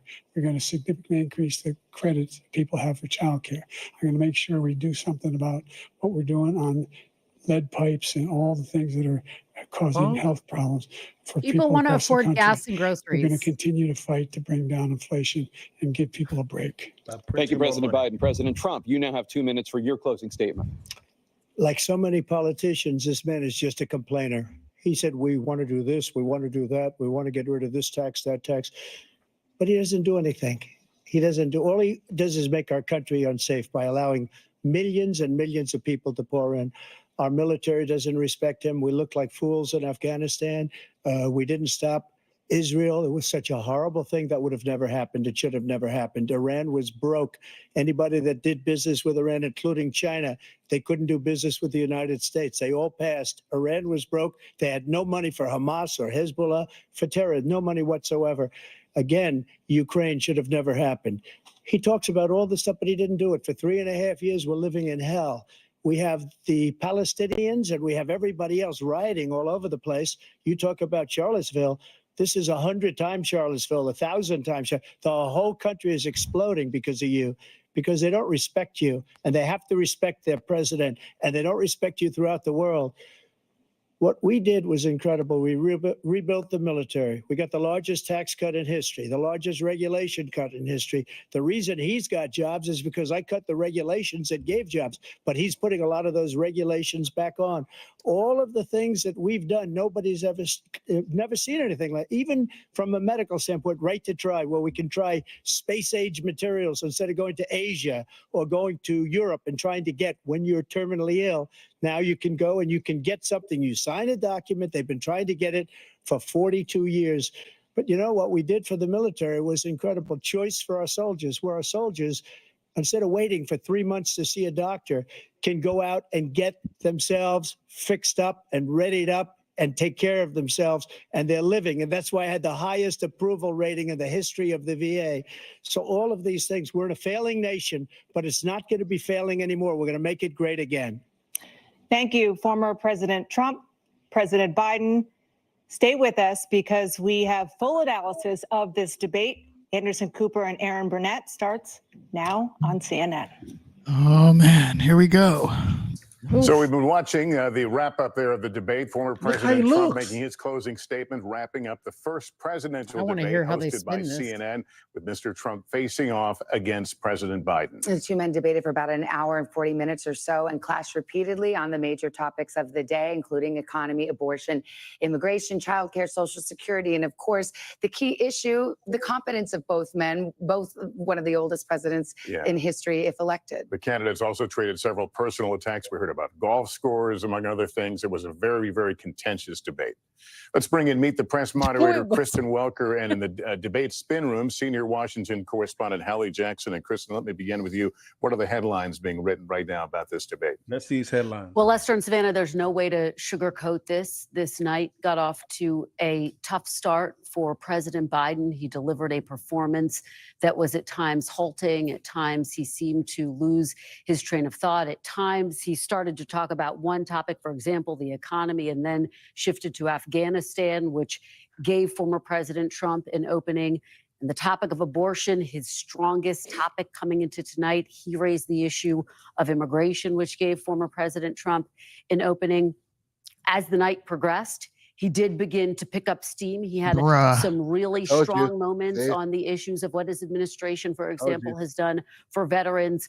But zooming out, this was a debate about performance. This was a debate about allaying Americans' concerns about his ability to serve another 4 years. And I and a number of reporters at NBC News have heard from a range of Democrats who have said that they are concerned by tonight's debate. One telling me of this race, quote, "This is effectively over."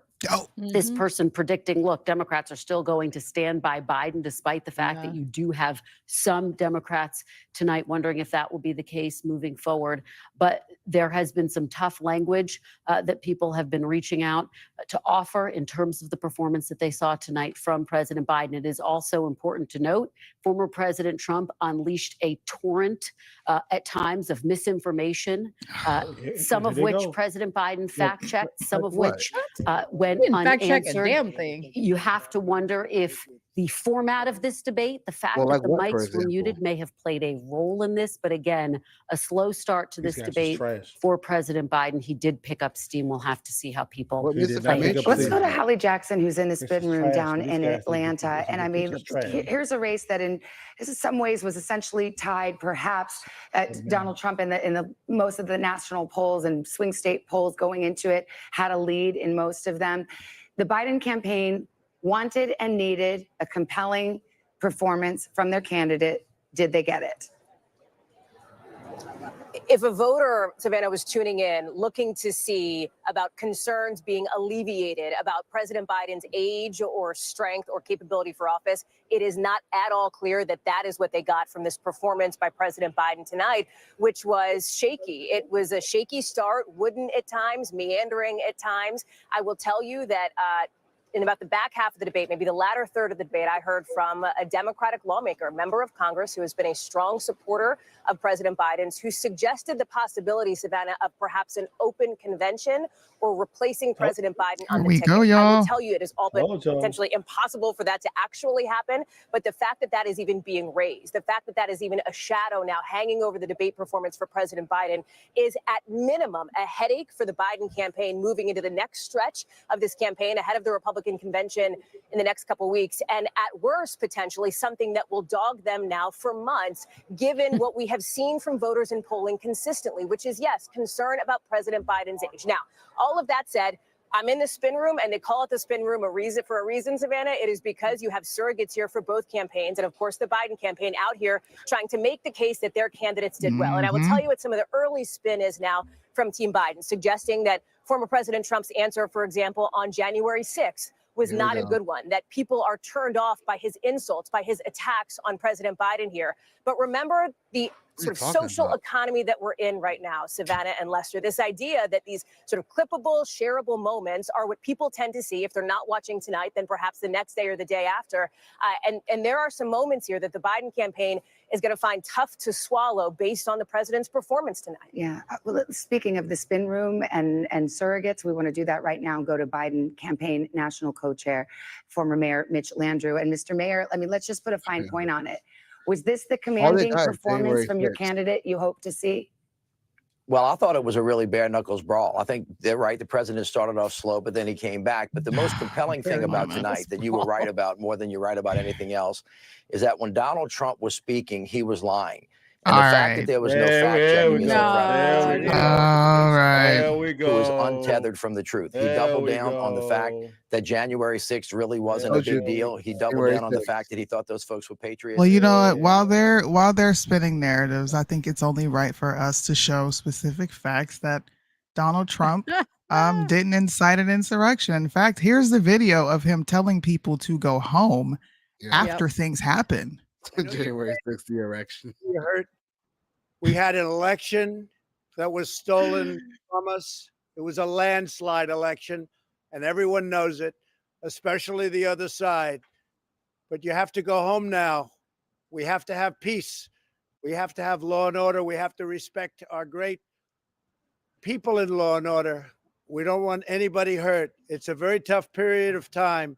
There's never been a time like this where such a thing happened, where they could take it away from all of us, from me, from you, from our country. This was a fraudulent election, but we can't play into the hands of these people. We have to have peace. So go home. We love you. You're very special. You've seen what happens. You see the way others are treated that are so bad and so evil. I know how you feel. But go home and go home in peace. Yeah, I remember that. What more needs to be said? What more do you need What to see? more? What more? I'm going to leave this in the background, but we're going to talk. What more needs to be done? Yeah, all they have is January 6th. I mean, that's the unfortunate thing is that, see, Trump was so stoic that they had nothing against him. So they have to say January 6th because he said he did things. And you're like, he didn't do anything, though. We can give you evidence on top of evidence, just like mountains of evidence that nothing happened. But that's all they use is January 6th against him because everything else that he said he did, he did. Yep. The economy wasn't that bad. Even with abortion, some people like his stance on that. Like he's very fair and balanced on what he wants to do with the country. And the way he stood his ground on that and not just played the me card. I mean, he did, but not in the way where it's like childish. He was very mature about all of his answers. So the media has nothing to run with that. They have nothing to push back against, only January 6th. And that's it. Bingo. Well, that and Stormy Bingo. Daniels. And I would show you the Stormy Daniels clip of her admitting it was not any type of rape. But unfortunately, YouTube made me delete it because they were going to cancel or take down my entire channel if I didn't get rid of that video. So that's crazy. Yeah, it's crazy. But we have some you guys more can fact go watch the sorry, Stormy Daniels documentary. I think it's on Amazon Prime. It's her documentary, and she admits in there she willingly slept with Trump or did stuff with Trump, whatever. Willingly. Yeah, willingly. We have another fact check though. Biden and CNN and all these MSN, DNC, NBC, they're all going to spin a narrative where they said Trump lied. But we have the independent fact checkers that already told the truth about this story. Now, when Trump said that Biden is spending millions of dollars to put migrant families into fancy hotels, Biden said that's a lie. But actually, the fact checkers say that it's true. The Biden administration is spending $86.9 billion to house migrant families in hotels after they cross the U.S.-Mexican border. Mm-hmm.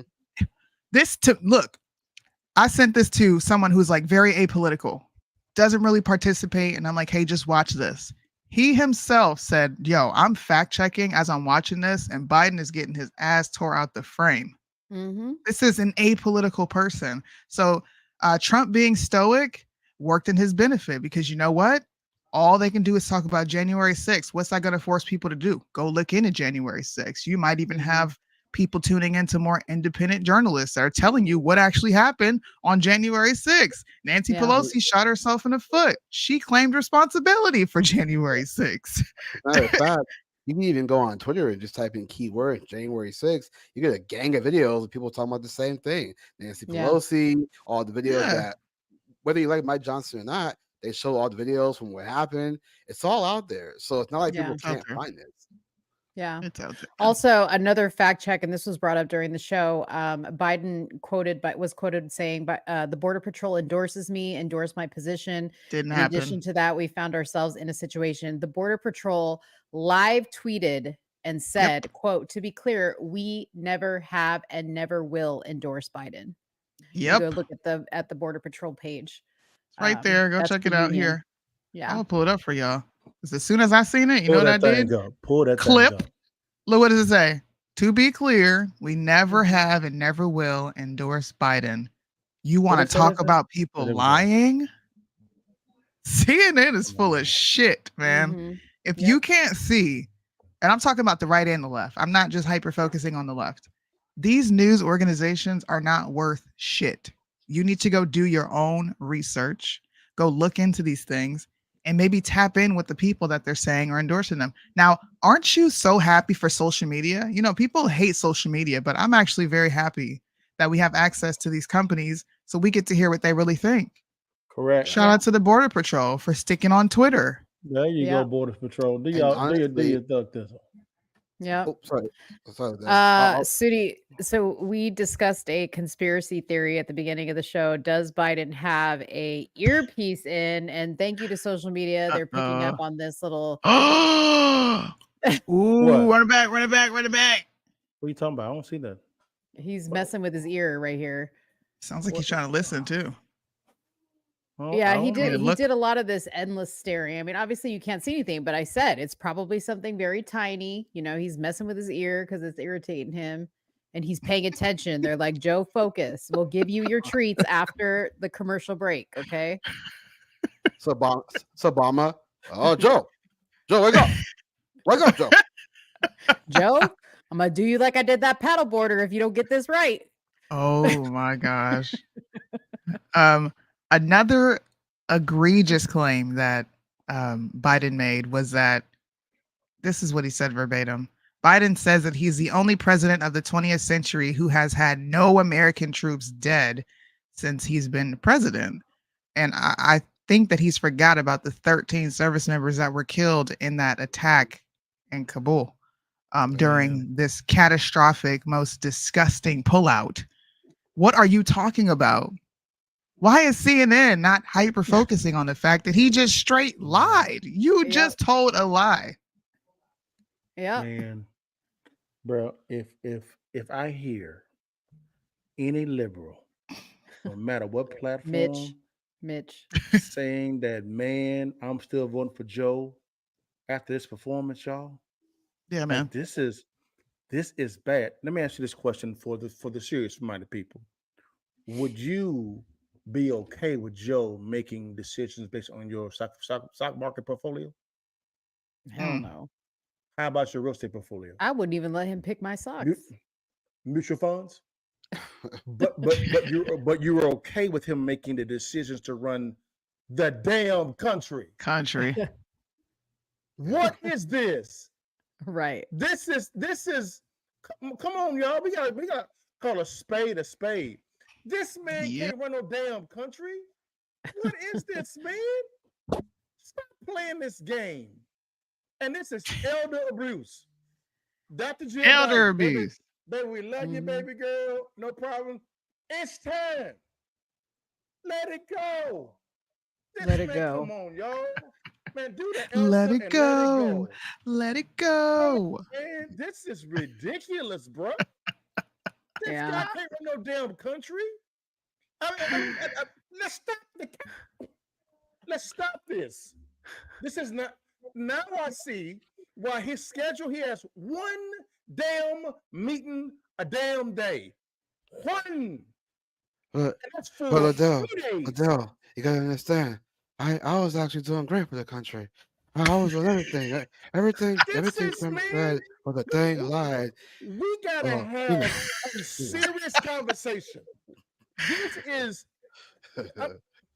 if you can't trust Joe Biden to make decisions based on anything financial or even life decisions, and you vote for this mess, man, something is wrong with you. Listen, Liddell, I'm sure Mitch is tying the laces on his tap shoes as we speak. Okay. Wait, don't make me get up and tap dance. Yeah, Don't Mitch make me is get up and tap tying. dance. He's tying the laces that on his footwork tap was crazy shoes. though. This was Yeah. bad, man. This That was footwork was bad. crazy. No, it's funny. I actually watched that video like 5 times. It was just funny. I was like, this is hella funny, yo. Dude, how about when Biden said he went to France and spoke to the D-Day veterans? That was funny. Huh? Man. He didn't say that, Yeah. did he? Yeah, Yes, he he did. did. Because remember, that's when He he was probably accusing did. Trump of saying whatever he Hallucinate. said to that general. Remember? And Trump Yeah. was like, "What are you talking about?" I didn't say probably that, did. bro. He probably did. He probably hallucinated him and said, "Yeah, I see him over there." Like Joe, those are just wanted- birds. I Those just are birds, wanted to say Joe. was- Oh, sorry, go ahead. He probably did speak to him. He said, "Yeah, I see him over there." No, Joe, those are birds. Yeah. Those are birds, Joe. Birds. We got an Yeah. instant replay. We're gonna Okay. treat this like sports real quick. This is an instant replay. Okay. You guys let me know what you think about this play, and you let me know what the country should be thinking, because you know we got folks that politically gangbang, and they're selecting teams. Did this team score a touchdown, or did they fumble, and then fumble again, and then fumble some more? Making sure that we continue to strengthen our healthcare system, making sure that we're able to make every single solitary person eligible for what I've been able to do with the COVID. Excuse me, with dealing with everything we have to do with. Look, if we finally beat Medicare. Thank you, President. Come on, bro. Come on, man. Send me this clip. I'm gonna make a response to this clip and say, and I'm gonna say this to look in the camera. If you trust that to make decisions concerning your life, Somebody come and look at this. look at this. Look at this. Come on, for real. Come on. Hey, Sunni, find that one of the mustard going, brother, that one right there. That right there. Come on, what's that? What's that, brother? What's that? That's called dementia. What's that, brother? That's dementia.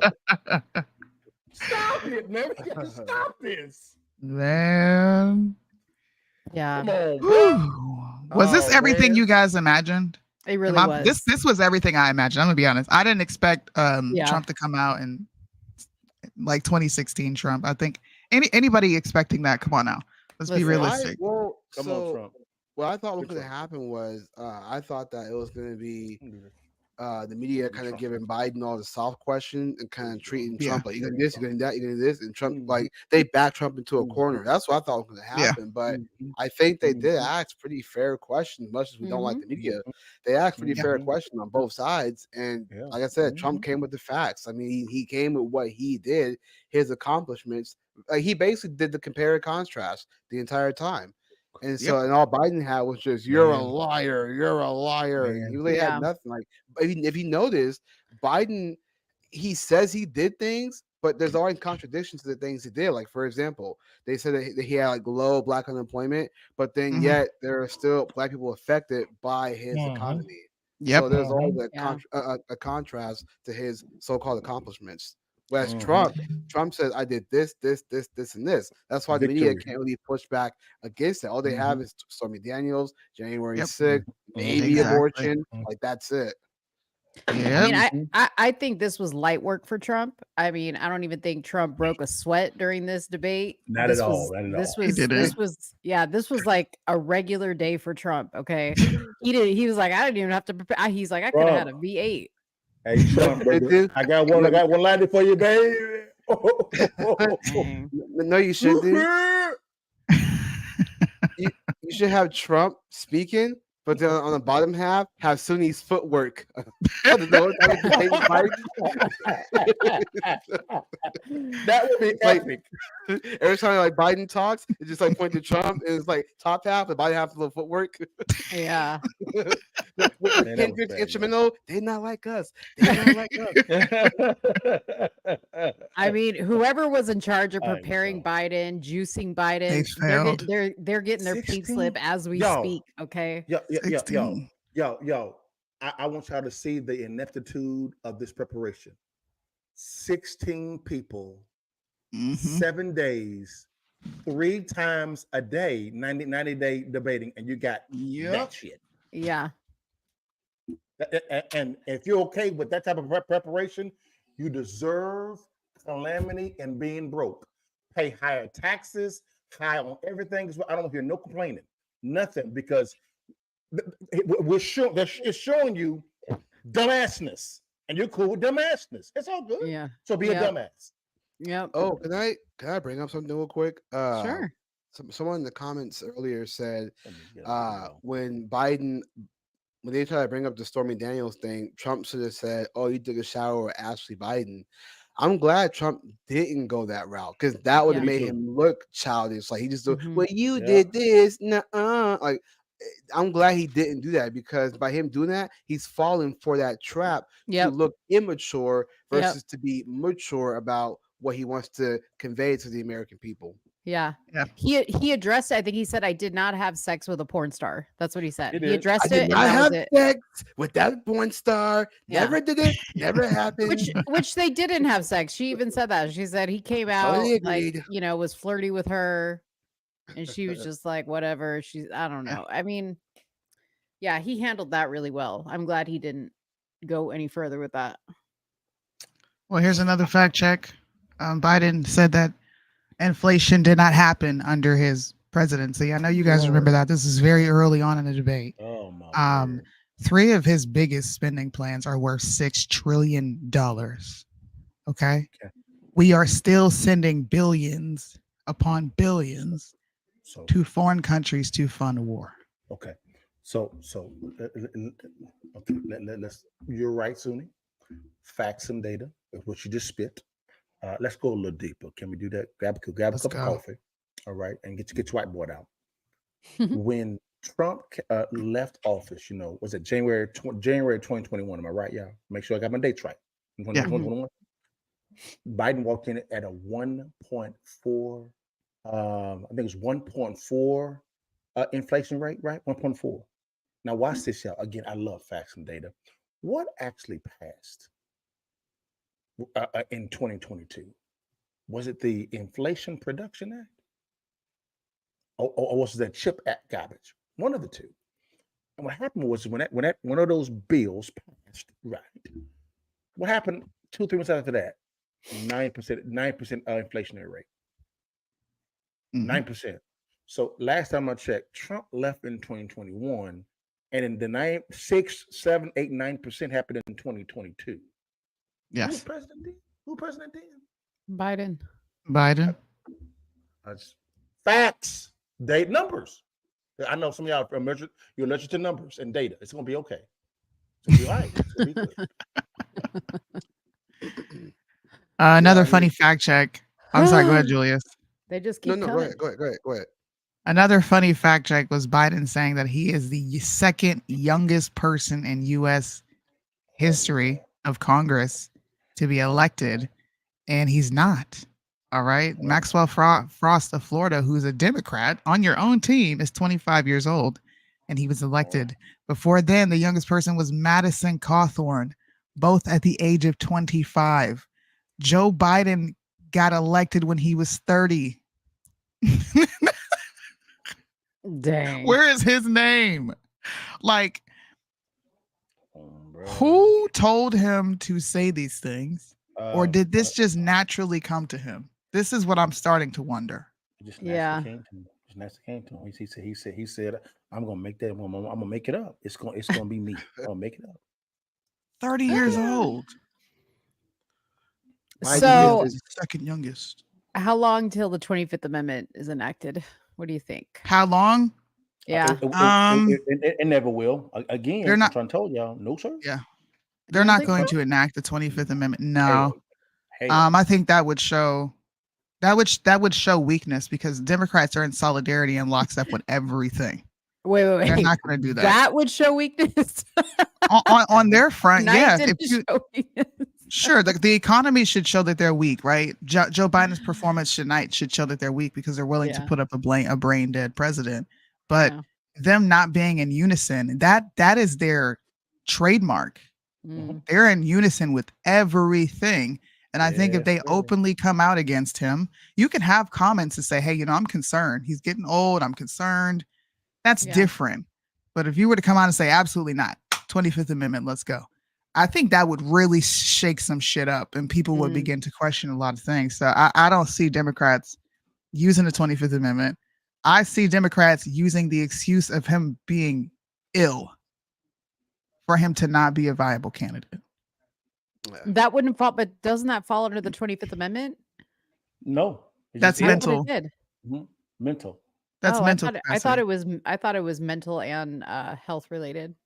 Mm-mm. Physical Mm-mm. health. Okay. No.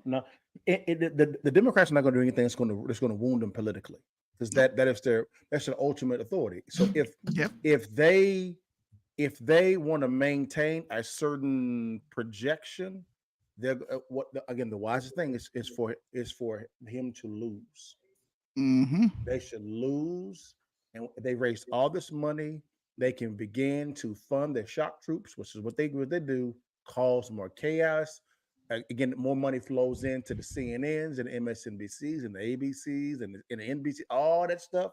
It rolls in, and after 4 years, they are done with Trump. Whoa. Breaking news, guys. This is Van Jones of CNN calls for Biden to pull out of the presidential race. Wow. Well, So, Van like Jones says I it. said, Well, he's going to be replaced for all the sure. black Democrats will Can't wait for the View tomorrow.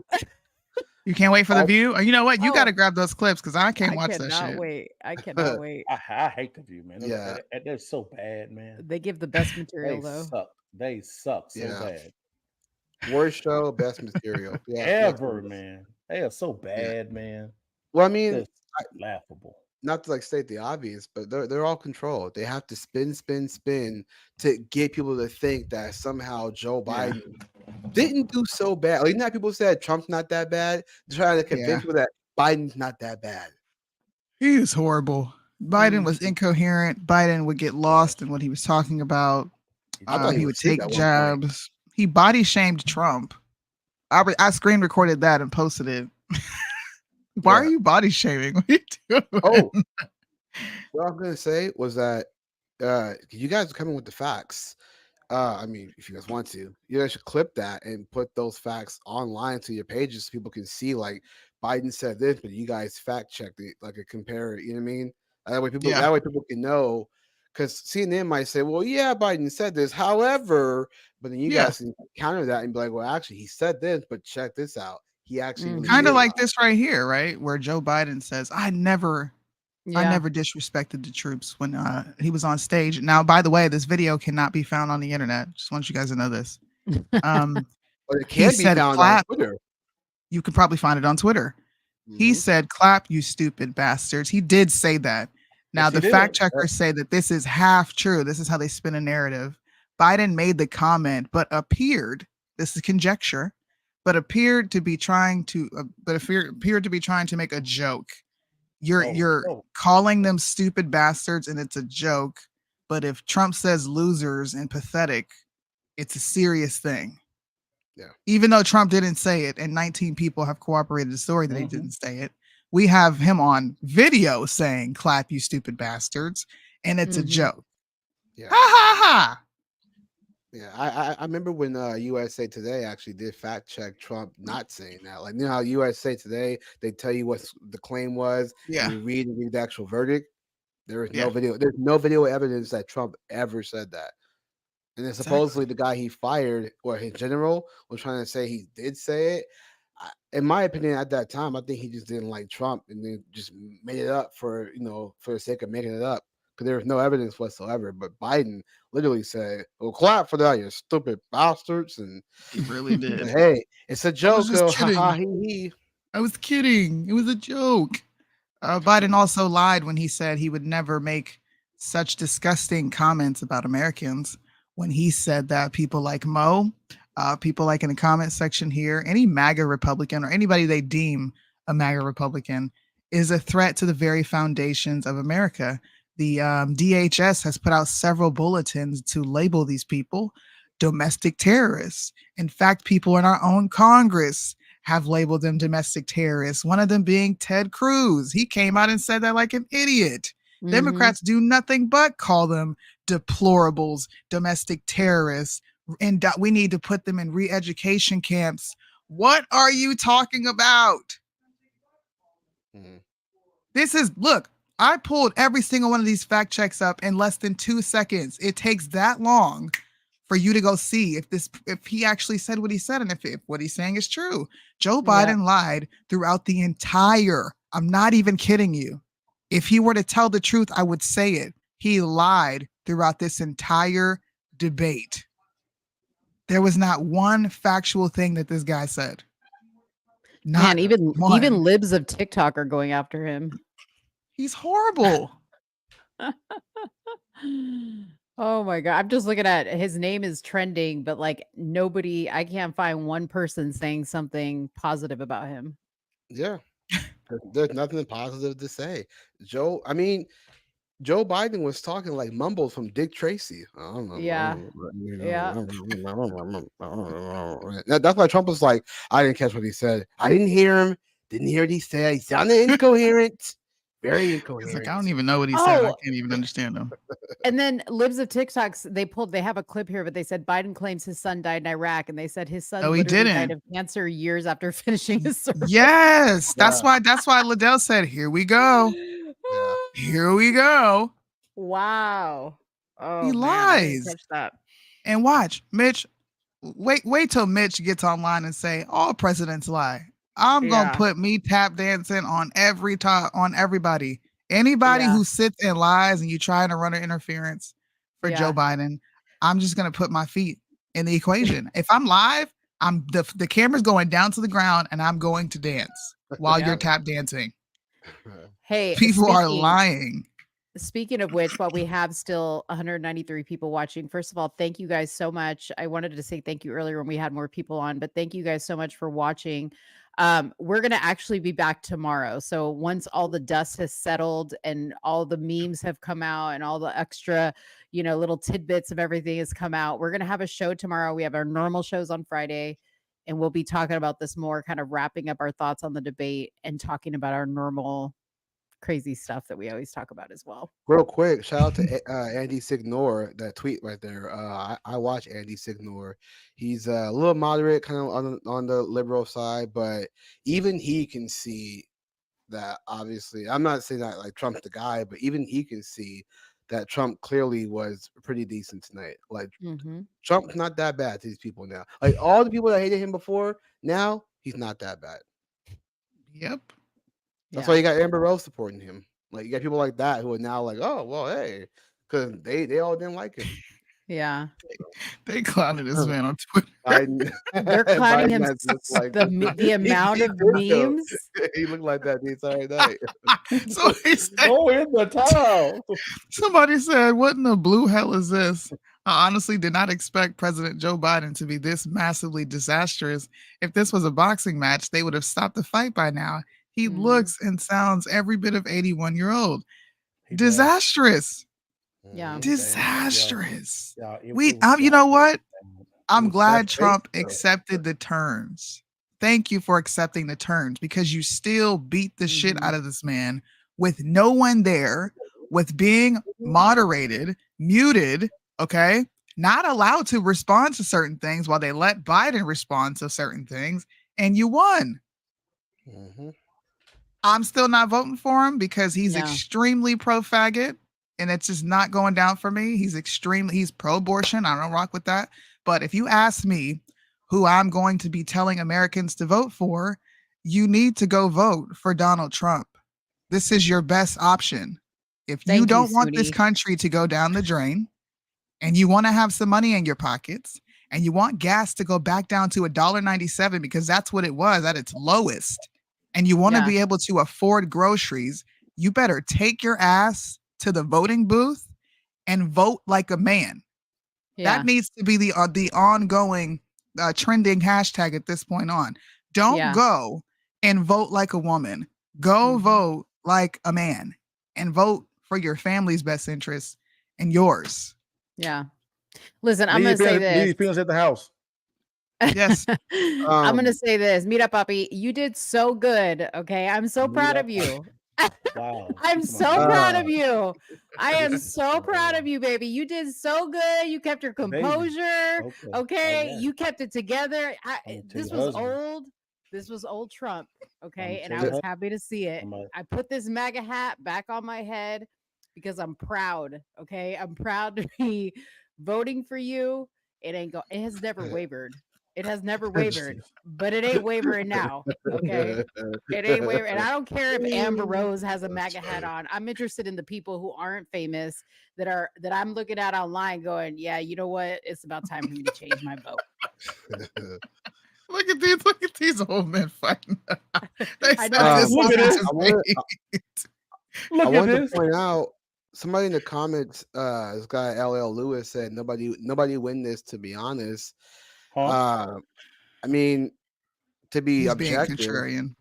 Okay, yeah. Okay, well, yeah. Well, Go ahead. objectively. Well, I was gonna say objectively, yeah. I mean, Trump did a good job. I mean, whether you like him or not, he did a good job. He stuck to his guns. He made sure to lay the facts down. He didn't allow himself to get overly defensive. He was playing the offense. Like, he did a good That's job. correct.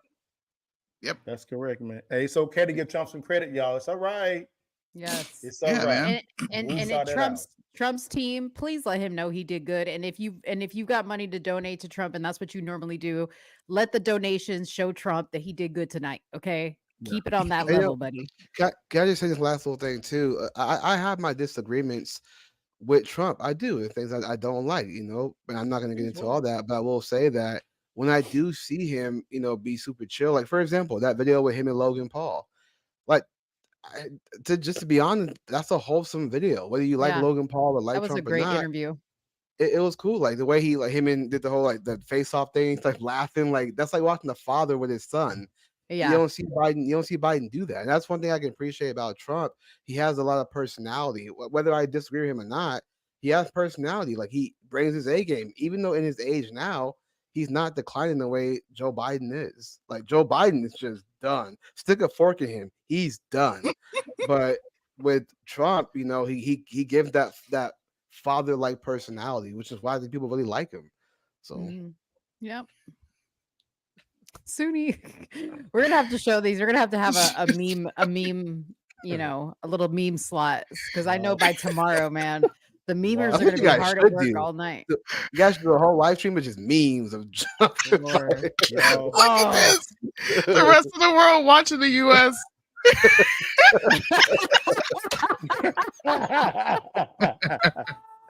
They're like, Buddy. ring around the Hey. rosy. And you know, David J. Harris, man, he's about to capitalize. Y'all are about to see Oh, David man. up there selling T-shirts Hey, on an man. airplane, crying his Hey, eyes man. out. Let David have it tonight. Let him have it, y'all. Let him have it. It's gonna be all David right. J. Harris, because I think he's always doing his Hey, little Trump hat, turning around Liddell. like this. Liddell, you travel more than any of Sorry, us, do that. okay? You Yeah. travel more than any of us, Liddell. I need to see you pulling a David J. Harris with one of Suni's T-shirts on an airplane, please. Okay, that's fine with me. I don't mind Yeah. it at all. Sure. And we need you to live stream it just like he does. No No problem. that was funny though. Back in the day when he used to get on the airplane and turn his hat backwards, that Yes. was funny at the time. I was like, oh, that's funny. Yeah. man. So my dad, this is the person I debate with all the time about Oh, John. Republicans and Democrats, right? Oh, what's your My say? dad hits me up, and I can already tell. Look, he's already laughing. You hear him? Oh man, here we go. What? Here we That- go. John. Dad, tell us Yes, what. Okay, yes. you already know what I'm gonna say, but I don't know what you're gonna say. What? Give me Okay. your honest assessment of this debate.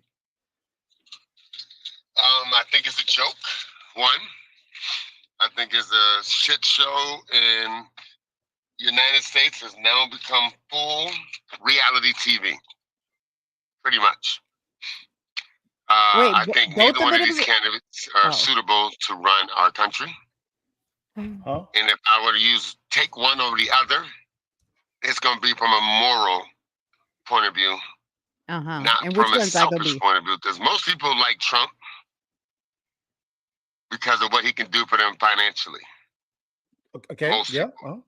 Yeah. What's up? And then you have a select few that just don't like another person, so they ain't going to vote for him. Kind of like when Hillary was running, when everybody said, oh, Hillary's going to run, he went hands down, but they didn't realize there was way too many people that hated her and didn't want to vote for her, so they didn't vote at all. So numbnuts won. Okay, wait, Sudi, can your dad hear me? What's so scary about this election is, I'm not going to call this man out his name. The former president literally wants to be a dictator.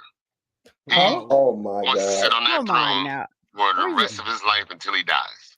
Come on. Wait. Come That's on. not who bro. we Come are. on. This Can your country. dad hear us? Man. So no, he can't hear you. So who won this debate tonight, Dad? I didn't get to see it. I'm actually driving in my car. Oh, come on. So I'm gonna take your assessment. Who won the There debate? we go. Oh, Donald Who won? Trump, hands down. Donald Trump won the debate. He crushed Biden. Biden lied for the entire debate. Biden was falling asleep during the debate. Biden couldn't hold his thoughts together during the debate. It's so bad that CNN is even live right now talking about how horrible it went and how they have concerns for his mental capacity. They do. Okay. I But want you to neither watch one it of them- though. But neither one of them are suitable. I mean, Trump looked good tonight. Come on. But what about all these other moments when he's out there with his campaign rallying and this dude is still talking about Nancy Pelosi and Nikki Haley? How long you gonna This is the epitome of Trump You know what? derangement. No, syndrome. Sudi, we can't do this. Either your dad comes on the live stream or we don't do this. Deontay, what's up, baby? Hey, what's up, baby? This is the epitome of Trump derangement syndrome. I mean, full-fledged. How long is he gonna keep saying that? The epitome. Like everybody in the comments should just type Come on epitome. now. John, Everybody in the comments type epitome. Sudi, tell your dad either he comes on this We gotta live or this stop this. conversation's over. We gotta stop this. We gotta stop this, y'all. We can't. Nope. We can't do this no more. We gotta stop this, but here they go, man. Okay, Mo, Dad. Mo, is it possible for you to put epitome across the screen? Epitome? Come on, bro. Is that what you said? Come on, Epitome? man. Epitome of Trump derangement syndrome. Yo, he's still going and he on mute. Come on, bro. You can't. Come on, man. Hey, Can I ask a question real fast? Why is it when the liberal side looks so bad, they always have to say, well, both of them have their senior moments. And we Man, asked hey. a question concerning one person. This was a massacre. What this was bad, man. But when Trump makes a mistake, it's all about Trump. But when Biden makes a mistake, it's always, well, but Trump. Trash. Sorry. Nope. No, sir. No. I find that observation to be extremely accurate, and I think, I did. Hey, I'm telling you, it never fails. Like, it's almost like a program response mechanism. It's negligence. The moment you say something that just is real, it's obvious. I gotta resort to. But what about? It's all about whataboutisms now. But what about Trump? Her dad over there talking about, but what about Trump? It don't even got a situation. Yeah, I called out the. What about the Trump though? Yeah, that's. I'm telling you, and when I'm 30. When I'm 50, I am 100% confident that there will be academic material on Trump derangement syndrome. It will be in DSM-5. It will literally be classified as a mental illness. This is man. Come on, y'all. This is man. We gotta stop this, man. Somebody in the comments talking about Sunni dad on point. See, hey, I'm telling you. Who said that? That's Ella. That's Ella Lewis. He's our liberal. This is for These people. I don't even think it's appropriate to call them by any type of political classification. These are Hey, nutcases. Don't come on our YouTube channel calling our subscribers nutcases now.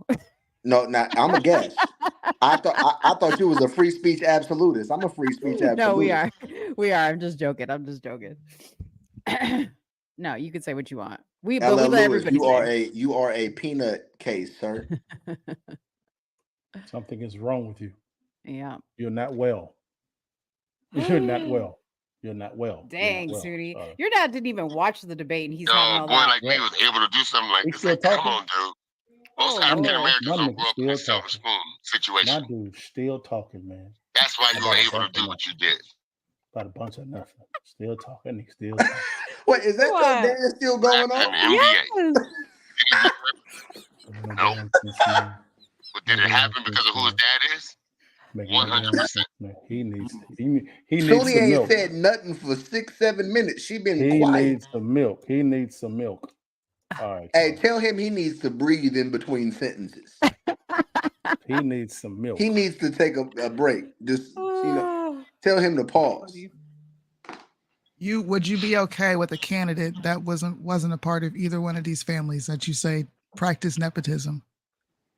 Oh my gosh, in a heartbeat. What if they were Republican? Would you vote for them?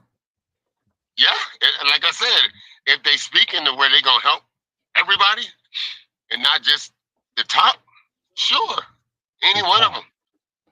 What you mean by the top, Any one man? of them. What's the top, bro? You got See? See? Hey, whatever her name is, MTG needs to go. They need to put her in jail or something. Somebody needs to take her out. She needs to go. He needs some liberal fascist. Holly needs to go. I think this is his name. Josh Hawley, is that his name? You want Josh Hawley gone too? It's liberal I can't stand fascist. that motherfucker. Excuse my language. I can't stand The left pretends to be so tolerant, yet they are intolerant. Come on, bro. Come on, man. Talks down to people. Okay. Boy, you can't make this up. Holy Ghost. Byron Donalds? Your little fat ass. He needs to go. Get rid of him. Wow. Notice he ain't said not one liberal yet. Not one. No, you gotta call it. You gotta call him a Democrat, dear. Don't. Got to, man. He a Democrat, Ask him about AOC. AOC cool? I got his fuck it out. AOC That cool? was from the swamp. Okay, Dad. How about AOC? I need to get rid of her too. Okay. Yes, Okay. What about ask him? Ask him. What about Jamal Bowman? I can't stand hearing her voice. How do you feel about Jamal Bowman? Oh, here you go. You know who I think would be a good president? Answer the question. Who would be a good president? Pete Buttigieg. Dad. Hey, that was a better deflection than what we seen from Joe Biden tonight. Why can't we have a gay president? This is man. Oh my God. This is. I know you're not Sudie's dad.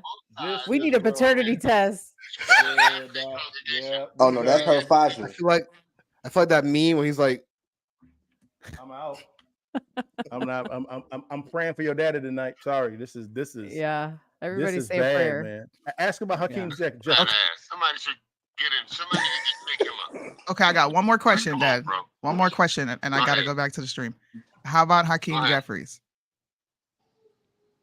I like him. I think he's a little dude is kind of rogue in a bit. I think that's why I like him. Rogue, okay. He rogue. He's kind of straight. He kind of reminds me That's of an interesting adjective. Rogue. a little. What does that even mean? Obama, because he don't give a shit. Okay. And I think is he married or is he single? I have no clue. I'll be honest, I don't know. I think he's single. That's probably why he acts that way. Okay. He's Cannon. That's why I like him. Hey. You're in the car, right? Wait. Tell your dad I said hey. Mo said hey. So this what I want you to do. What's up, Mo? Because they can't. You can't hear them, right? And I'm gonna sing you the live, and I want you to hear the commentary. Well, I want you to hear the commentary. Hey, Deontay, man, do it for me. He don't want to hear my commentary. Yes, he does. No, he don't. I'm going to go. No, listen. No, sir. I'm going to exercise some wisdom. No, And I'm going to exercise some wisdom. Walk in wisdom. You can walk in I'm wisdom. going to walk in wisdom and withhold commentary. Come on, no, you can walk in wisdom, brother. I'm going to walk and withhold. Come on, you can walk. Hey. I want to hear it. I want to hear. See, people don't believe me when I say I am the only open Republican, conservative, right-leaning, whatever you want to call me. I am outnumbered. I was raised by Black Democrats. My dad is a Black Democrat to his core. For sure. No doubt. It's never going to change. So in other words, your dad is happy with high gas prices, high grocery prices. He lives in California. He's used to it. You know what it is? My dad is a very well-off man. So high gas prices, that's an afterthought for him because he's like, I'm just going to fill up my gas tank. Yeah, makes sense. I mean, so I am going to withhold commentary on the majority of what he said. Because, out of respect, I'm going to exercise some wisdom and some restraint. But I guess, I would like to explore a little bit further what he meant by if he was limited to these two choices, to this binary option of Trump and Biden, that he would make a decision based on morality and select one of these candidates. I don't understand how. I just need to understand his thought process more, because there's no indication to me that voting for Biden is somehow more qualified as a moral decision. I mean, like, how are you measuring that? Yeah. I mean, maybe if you're an advocate for LGBTQIA rights and you believe that men can be women and women can be men, then somehow you're satisfying the mental palate of let's see, I was going to say something that would have probably got y'all in trouble. So let's see, I caught myself. But yeah, I mean, just morally speaking, I would say that it's probably more moral to vote for the candidate that's going to reverse these drastic economic conditions that are causing multiple families to have to make decisions at the store between what they're going to eat and drink. Yeah. I would say that the more moral decision is voting for the candidate that's going to make living more affordable and sustainable again. I would say that it's more moral to vote for the candidate that's going to, insulate the United States from any further conflict and derail many of the wars and the conflicts that are currently taking place that have emerged under the Biden administration. I would say that it's more moral to vote for the candidate that's not going to further socialist agendas like reckless fiscal policy that intensifies inflation, destroys purchasing power of the dollar further, while also promoting increasing taxes, which is literally legalized extortion. So I don't think there's any argument that can be made that it's a more moral decision to vote for Sleepy Joe. And not only that, but here's where I'll end the morality argument. I think that you have a issue. I think you may be a bit depraved, just a little bit, or a little immoral, right? Because you're willing to continue elder abuse. I mean, everybody that watched that tonight, that man looks like he's on the verge of croaking, literally. Like his wife is shameful. Yes. The man looks like he was drifting in and out of reality. Like he was He was going from being present to in the sunken place. That was bad. That was bad. That was bad. And I'll say this here. Then I got a cam now. I got to go work out, and then I got to take my mom to the airport in the morning. I don't think I need to add anything else to what Deontay just said. It was eloquently spoken, just fine. I would say this here: if you think it's wise to have that man, President Biden, become the president again for 4 more years, you should be okay with President Biden making all decisions concerning your real estate portfolio, your investment portfolio, everything. If he is not inept to do that for you, he cannot run the country at all. Yeah. Yeah, and if I I agree. if I may, I personally think both candidates were unimpressive. Hmm. But I think Joe Biden was so horrendous that it took the spotlight off of Donald Trump's lack of vitality and vibrance. You know, like and now, mind you, I'm not saying that Donald Trump did terrible, but both of He them didn't have to dodged. wow us. Both of them dodged a lot of questions. We didn't get direct answers. There were and me Disagree with personally, that. you know, I have an appetite for it. And you know, Sunni know this, Liddell know this too. I want to see politicians that are a little bit more cutthroat, just raw and uncut, that don't continue this appealing to the emotions of meritocratic, anti-capitalistic imbeciles. Like for example, the question with what are you gonna do to help people with drug addictions? Well, what do you want me to do? Like people make decisions. They get high on drugs. That's their choice. What do you want me to create some government program and take more tax dollars to try to solve an issue that's moral? I can't stop somebody from doing drugs. That's not my responsibility. That's not government's responsibility. You know what my Correct. responsibility is? To ensure that we have a strong border so we minimize the amount of drugs that are being trafficked into the Correct. United States. That's my What responsibility as president. Nothing else, nothing more. what I And, think and, what I think and Julius, one last thing, then I'm gonna calm down real quickly. Thank you. I would say this. I think people have taken the mental that made the decision to say the government is to solve all my problems. No, that's on you. When it comes to drug addiction, what are you doing because you're making the decision to take the drugs? Who's around you counseling you to be able to stop drug addiction? who's putting you into rehab? The government can't do that. Only Right. you can do that. So we have to get out of this false reality of the government can solve our problems and stop trying to want one man or woman when it comes to someone run for Congress to solve all of your problems. That's asinine. That's dumb. That didn't make any sense. But guys, Yeah. I got to log off, guys. Sunni, Mo, Bingo. Julius, Deontay, man. Yes, Good to sir. see you guys, man. Got to see you guys. God bless you guys, man. I'll be listening to the comments while I'm working out. God bless you as well, brother. Yeah. Go ahead, Julius. Yeah, this is not pushback at all to me.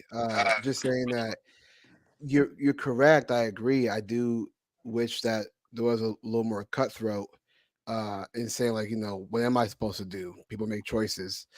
I think with Trump, not saying what he tried to do, but I see where he was getting at when he did mention about the border, because if drugs are also pouring over through the border, and that's why people are becoming addicted to drugs, because there's so much drugs coming through. Him wanting to stop that from happening could be the prevention from the addiction happening. So I think I can see where he was getting at. He just didn't articulate the more cutthroat answer to be like, what do you want me to do? People make decisions, they do drugs. We got to stop this. I wish he would have gone even further and said, look at San Francisco doing harm reduction program that's actually giving people drugs rather than preventing them from doing drugs. If he would have went further into that, but Right. I could tell that him talking about the border and how Biden was so bad with it, but he wants to do better with it.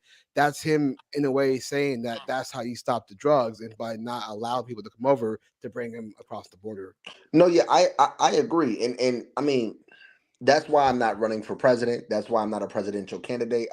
The heaviest that is the head that wears the crown, right? Like when you choose to step into that role, unfortunately, especially because of the ethos of this country and the statist mentality that has been embedded into the minds of most Americans, you have to accommodate people's emotions and feelings, right? Even if their emotions and feelings are completely disconnected from reality. So, but my thing is though, is that we also have to take into consideration as Americans with civic duty, right? As voters, the implication of that long term. If we keep allowing presidents to sidestep and dodge questions instead of directly answering these questions and saying, hey, you know what? I feel for you. I feel for your families. Those of you that are suffering from addiction, that have addicts in your family, that have people that have died from overdose. These are atrocities. But not to be insensitive, but we also have to acknowledge that we are all humans with autonomy and individual responsibility. And if we continue to enable people to make bad decisions, right, and then reassign blame or fault to some external source, and then seek to get assistance from government to solve issues that it's not designed to solve, then we're going to continue witnessing the expansion of government and the expansion of the state and the expansion of bureaucracy.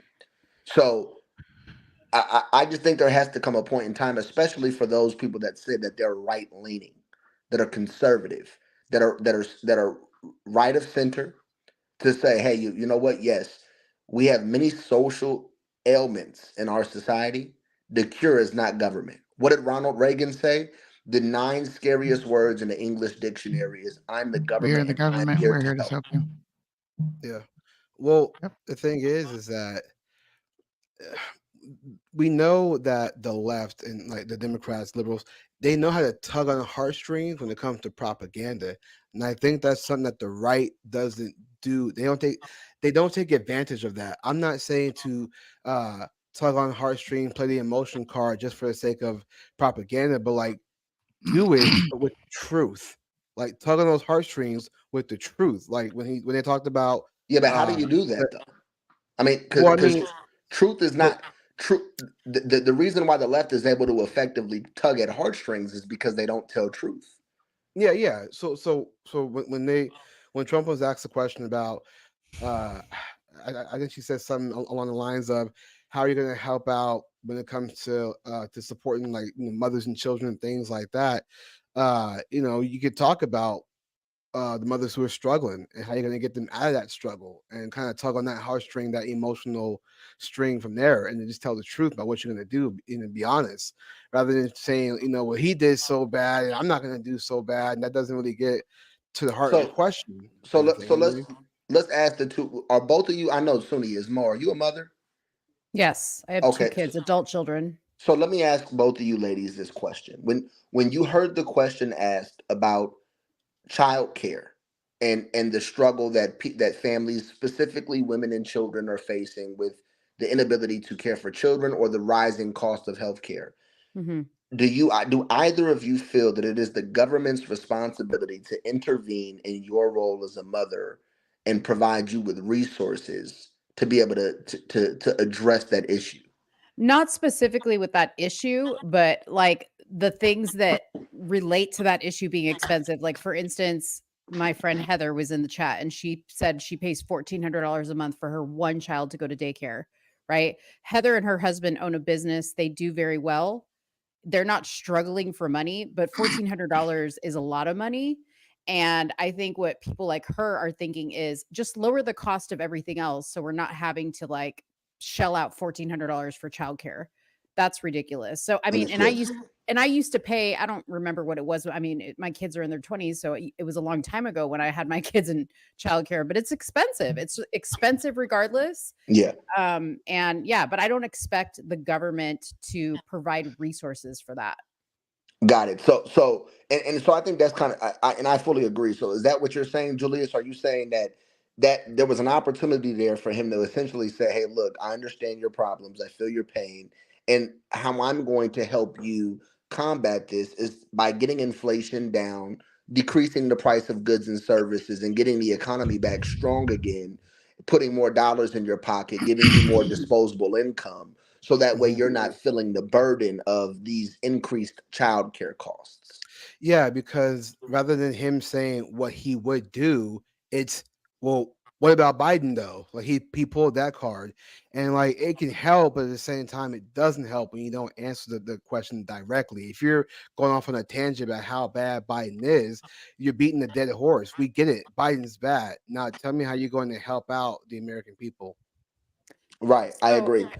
can I say one thing? Because I'm actually going to have to hop off because I have an early day tomorrow. But I do want to say I actually agreed with with Deontay's assessment of Trump. He wasn't like the savage Trump we're used to, right? But considering what the rules of this debate were and the person he was debating and how comatose that guy was, I Man. think Trump in his mind, because he is a competitor, he was like, why am I even going to break a sweat? It's not a trying- competition. It's This not, is- yeah. this is not even a competition. This isn't even worth my time. You know what I Okay. mean? So he was just like, he did exactly what I thought he should do, which I is agree. let Biden showcase what he's got, which was nothing. Mhm. And Trump just sat back. Now what's going to happen is people are going to be like, let me give this guy Trump, the people that were in the middle, a listen. And now he needs to come with all the other stuff you all are So I talking was- about. I was just going to say that this Yeah. debate stage was not for that. This debate Yeah. stage was to make Joe Biden look bad. He was successful at that. This debate was to let people know that his mental decline is real. Showcase. And he yeah, cannot showcase debate. what it He is. cannot carry a country. He cannot make decisions. He can't even finish a sentence He without can't wandering carry a somewhere else. conversation. So if people So- want to see that, go to Trump rallies, bro. Go watch his interviews. He's constantly on Fox News. He's been doing so much independent media all over Twitter. Go watch his interviews to see what his plans are for this country, because a Or debate do what stage Sunni did. Fact is check not for everything was that. said. Yeah, Fact check Yeah, it. and you know what's crazy about this? So I fully agree with the analysis. When I say Trump wasn't impressive, um, I think that I'm just someone that has a high level of expectation, and it's difficult to satisfy me. But if we're talking about success or unsuccessful, Trump was very successful. I think that if he would have came with savage Trump, it would have been ineffective because Yeah. Wasted. the liberal media has done such a great job as painting him as this evil, insidious Exactly. character, and so he would have checked those boxes had he came with that abrasive, contentious spirit.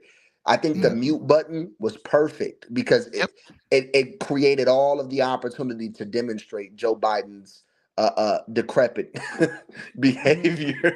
Yeah. He's brain dead. Man, So you're right. I mean, and it like, also Trump looked like he had an earpiece in the entire debate. Yeah. Or was the way something, he kept, because he was zoning out. yeah, the way he kept like, trying to lean forward, like, what's he saying? Like, Yeah, or like looking at somebody that was like maybe holding up cue cards for him. Anyways, y'all, I'm gonna get off. Great man. live tonight. We'll be back tomorrow. I'll be back tomorrow with Sunni. You guys are welcome to come on if you want. But I gotta get to bed. Good night. All right, I'm good not night. going to be up here much longer. I Thank know you, people everybody. they're watching Um, CNN and getting indoctrinated, so I want to combat that. Go ahead, Julius. Yeah, last thing I wanted to say was just that you're right. Like Trump essentially pulling punches. If you want to see him go hard, yeah, go to his rallies. I was going to say, go to his rallies. The rallies are going to be like, that debate stage, Biden was Yeah. very much asleep. So it's like you can bring out that He energy couldn't wait there to do for that. year. Yeah, Yeah. He definitely pulled his punches. His- Which is why. Oh, sorry. I was going to say real quick, which is why I think his stoicism was perfect. Just chill back and let Biden Yeah. expose himself. His first rally after this debate, I think, is he's going to draw in crazy numbers. I really do. I do not think there will be a 10% increase in the Black population. While we were hosting the debate, I was on Shade Room, Hollywood Unlocked, Spiritual, and like probably 5 others. I had them all pulled up and they're posting, and I'm looking at what they're posting, and they're hyper focusing on, oh man, Joe Biden brings up the fact that Trump slept with Stormy Daniels. And I was like, out of everything that this man has failed on and dropped the ball on, denying historically high rates of inflation, you want to talk about who Trump stuck his dick in? You have you have to get in the What? comments. You have to get in the comments though, because I did.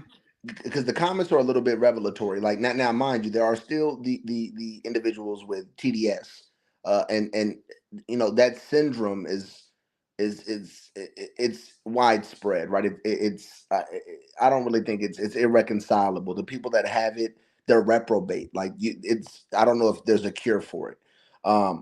But the people that were on to be honest, I'll say this.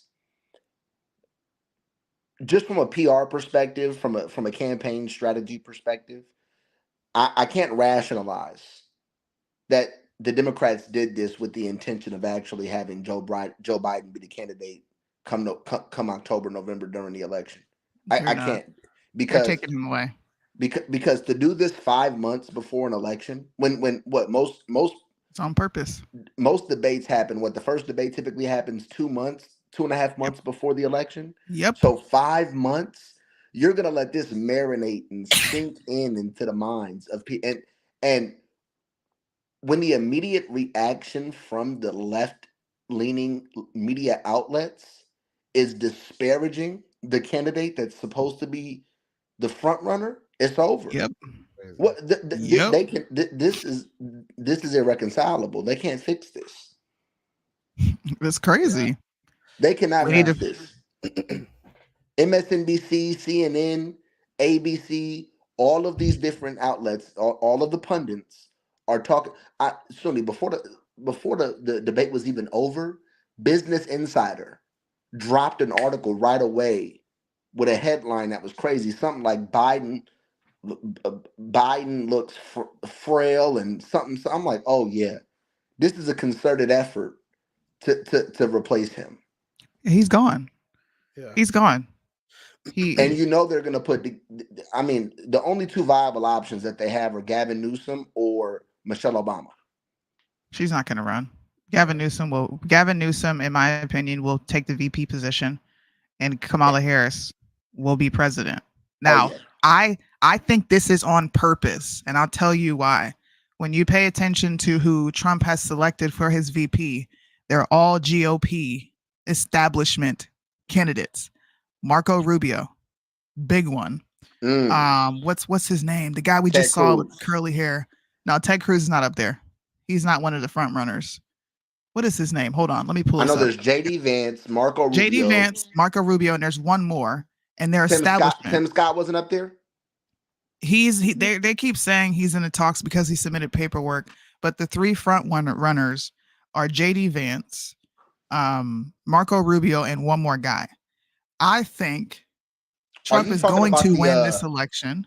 You're talking about the governor from Virginia or West Virginia? No, from North Dakota.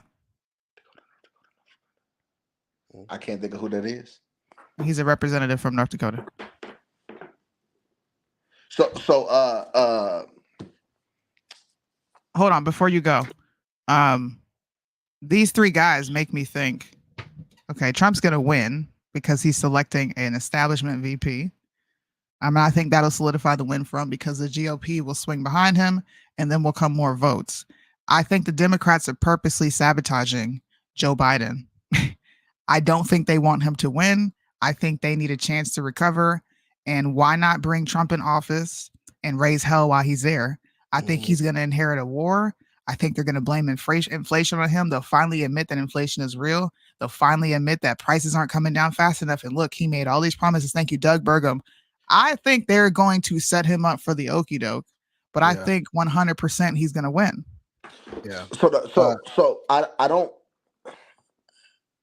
I think your theory is definitely worth consideration, and we should explore it further on other live streams. But I would only encourage you to take into consideration that this time around, who Trump selects for his cabinet and the various different consultants and people that he places within his administration, it's going to be a very different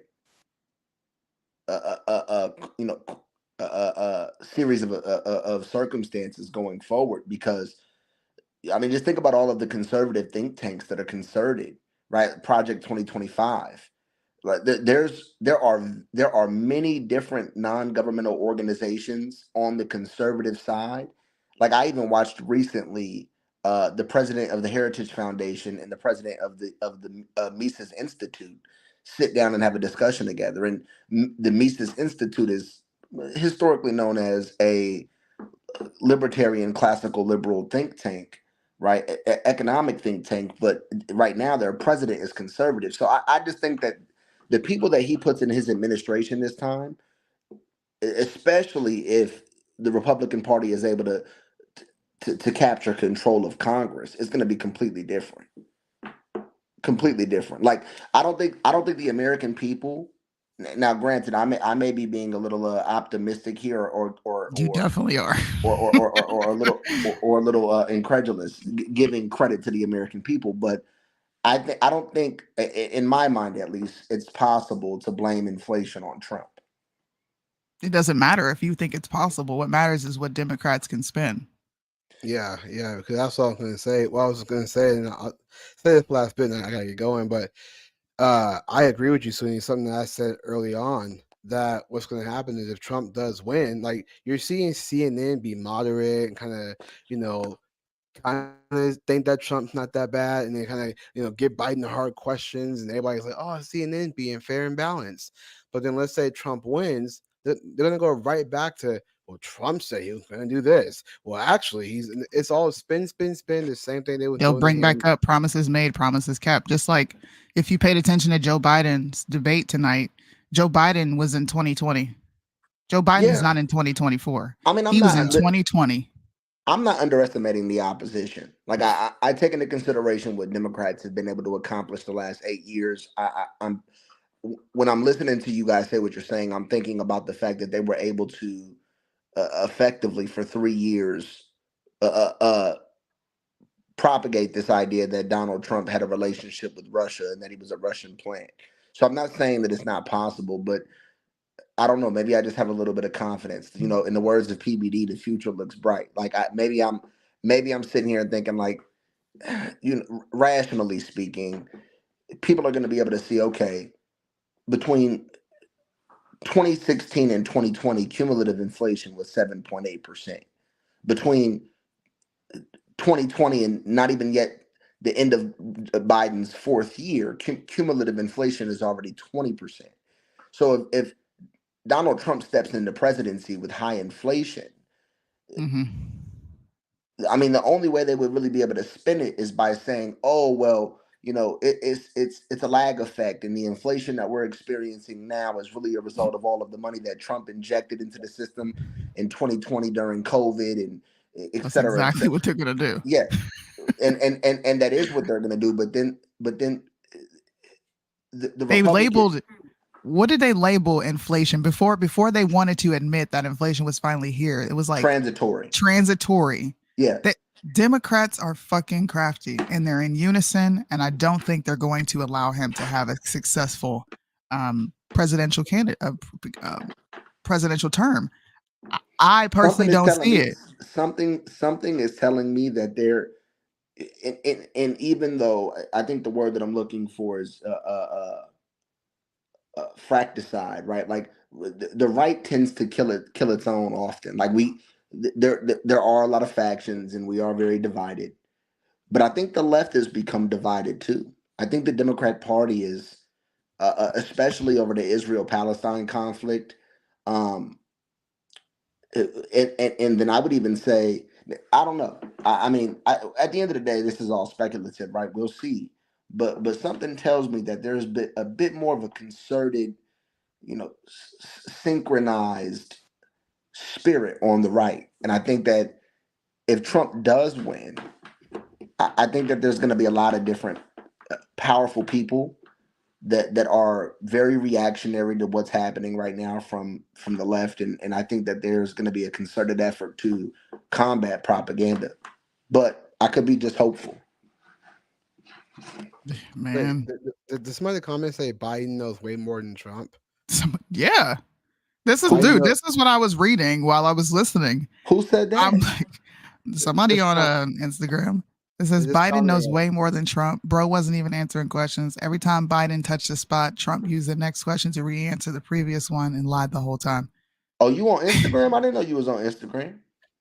Yeah. Yeah. Well, so I'll add to this real quick.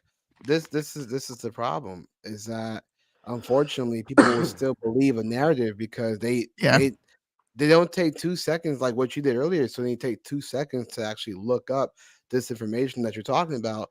Instead, they just repeat things. It's like people don't have, not everybody, but people out there like him don't have critical thinking. They lack critical thinking. They just repeat it and go, well, he knows more than Trump because Trump just lied. but then can't explain why he lies. That's why when you Yep. when you have these street interviews with these questions like, what did Biden do for the country or how Trump this, they can't give you an answer other than what CNN tells them, what their own family tells them. It's not even just CNN; it's people's families that believe this narrative.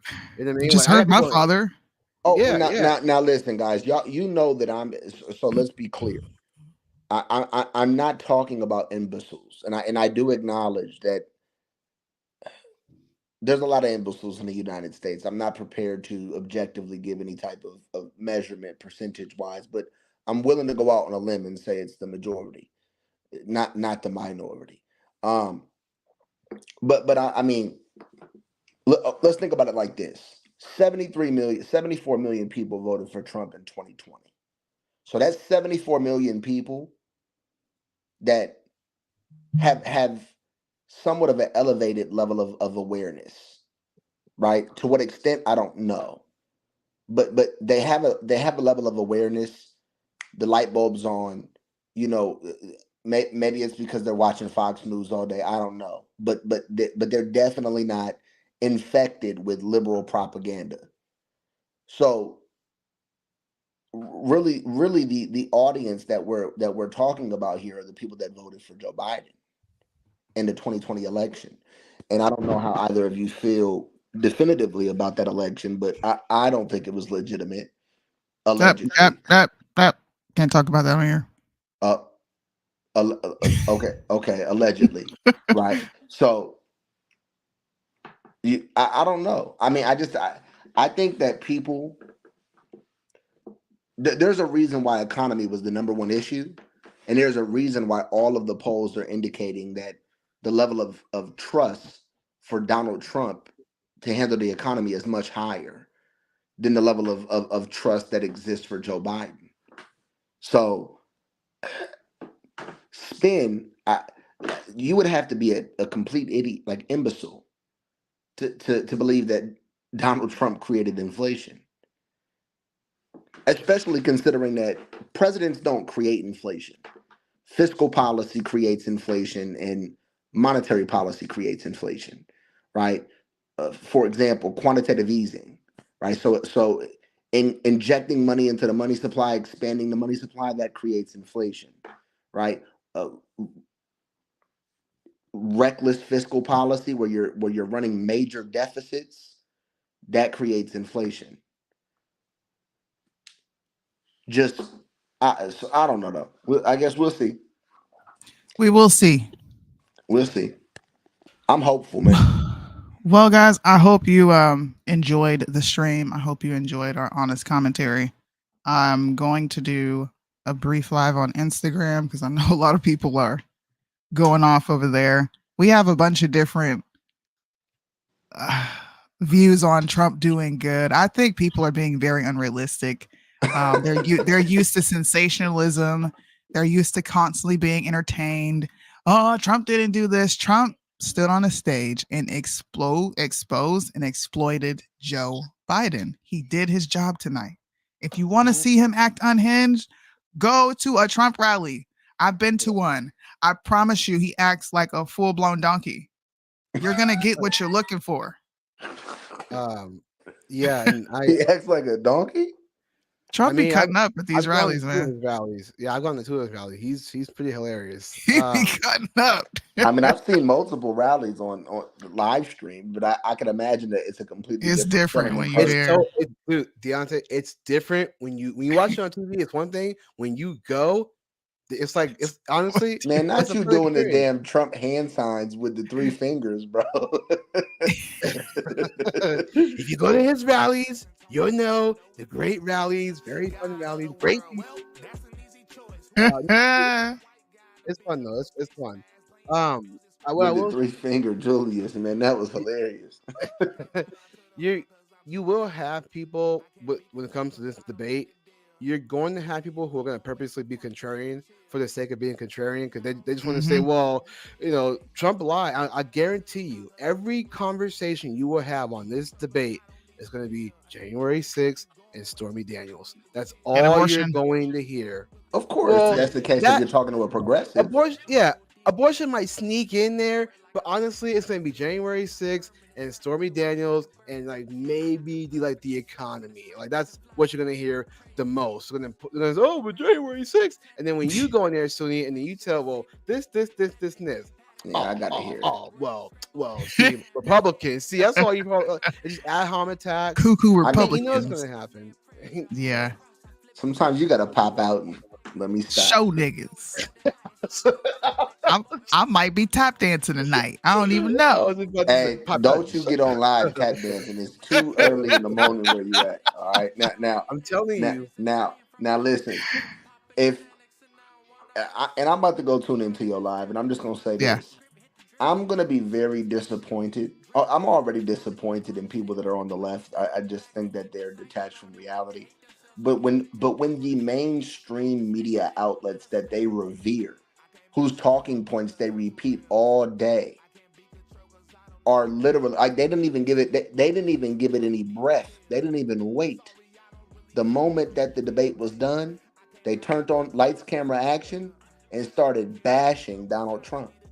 Started bashing Joe Biden, saying how deplorable his performance was. So how is any liberal or progressive or left-wing individual going to get on here and start talking about? Because let's keep it a buck, Julius. Trump gave the most satisfactory answer that you can give on abortion, and the only people that are not going to be satisfied with it are Christians that are unwilling to compromise or negotiate on this topic at all, right? And that's not all Christians. And personally, I can relate to those Christians, but I also think that he gave the most expedient political answer, which is leave it to the states. Yeah. Period. Yeah, I mean, and when asked if he was going to ban the pill, he said no, and I don't think that you should. And I support the Supreme Court for overturning or not overturning, but for blocking any legislative proposal to ban it.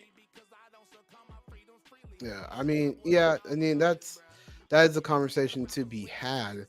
But you're right though. Like, I mean, yeah, he gave the answer that would satisfy the votes essentially. That's why a lot of people in California in the primary voted for him because of the abortion topic, because he supported. Because a lot of these times, you know that these abortion conversations always go to the extreme.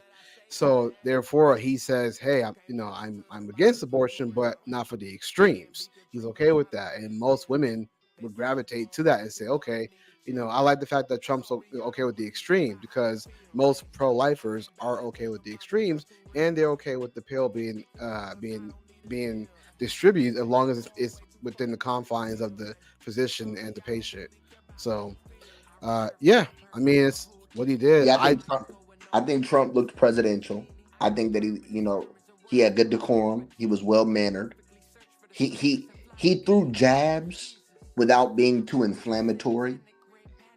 I think he handled himself very well, bro. I mean, to be honest, I think that the alarmed response from the left is warranted, because they're freaking out right now, because they're punching the air. Yeah, they know like that wasn't good, like and that likely just lost Joe Biden the election. Facts. Yeah. So we'll see what happens.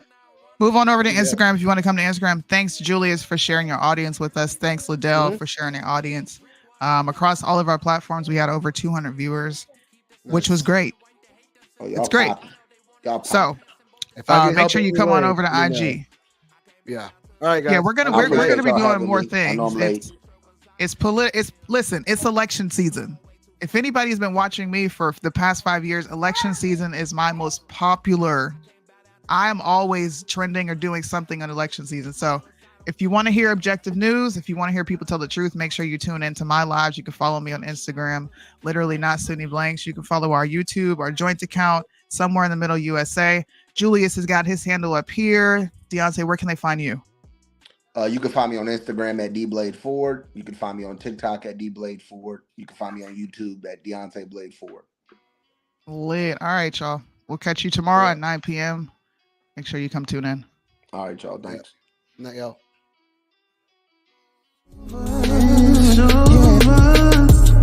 So when you're done getting high, it's over when the party's over. Where you going when the party's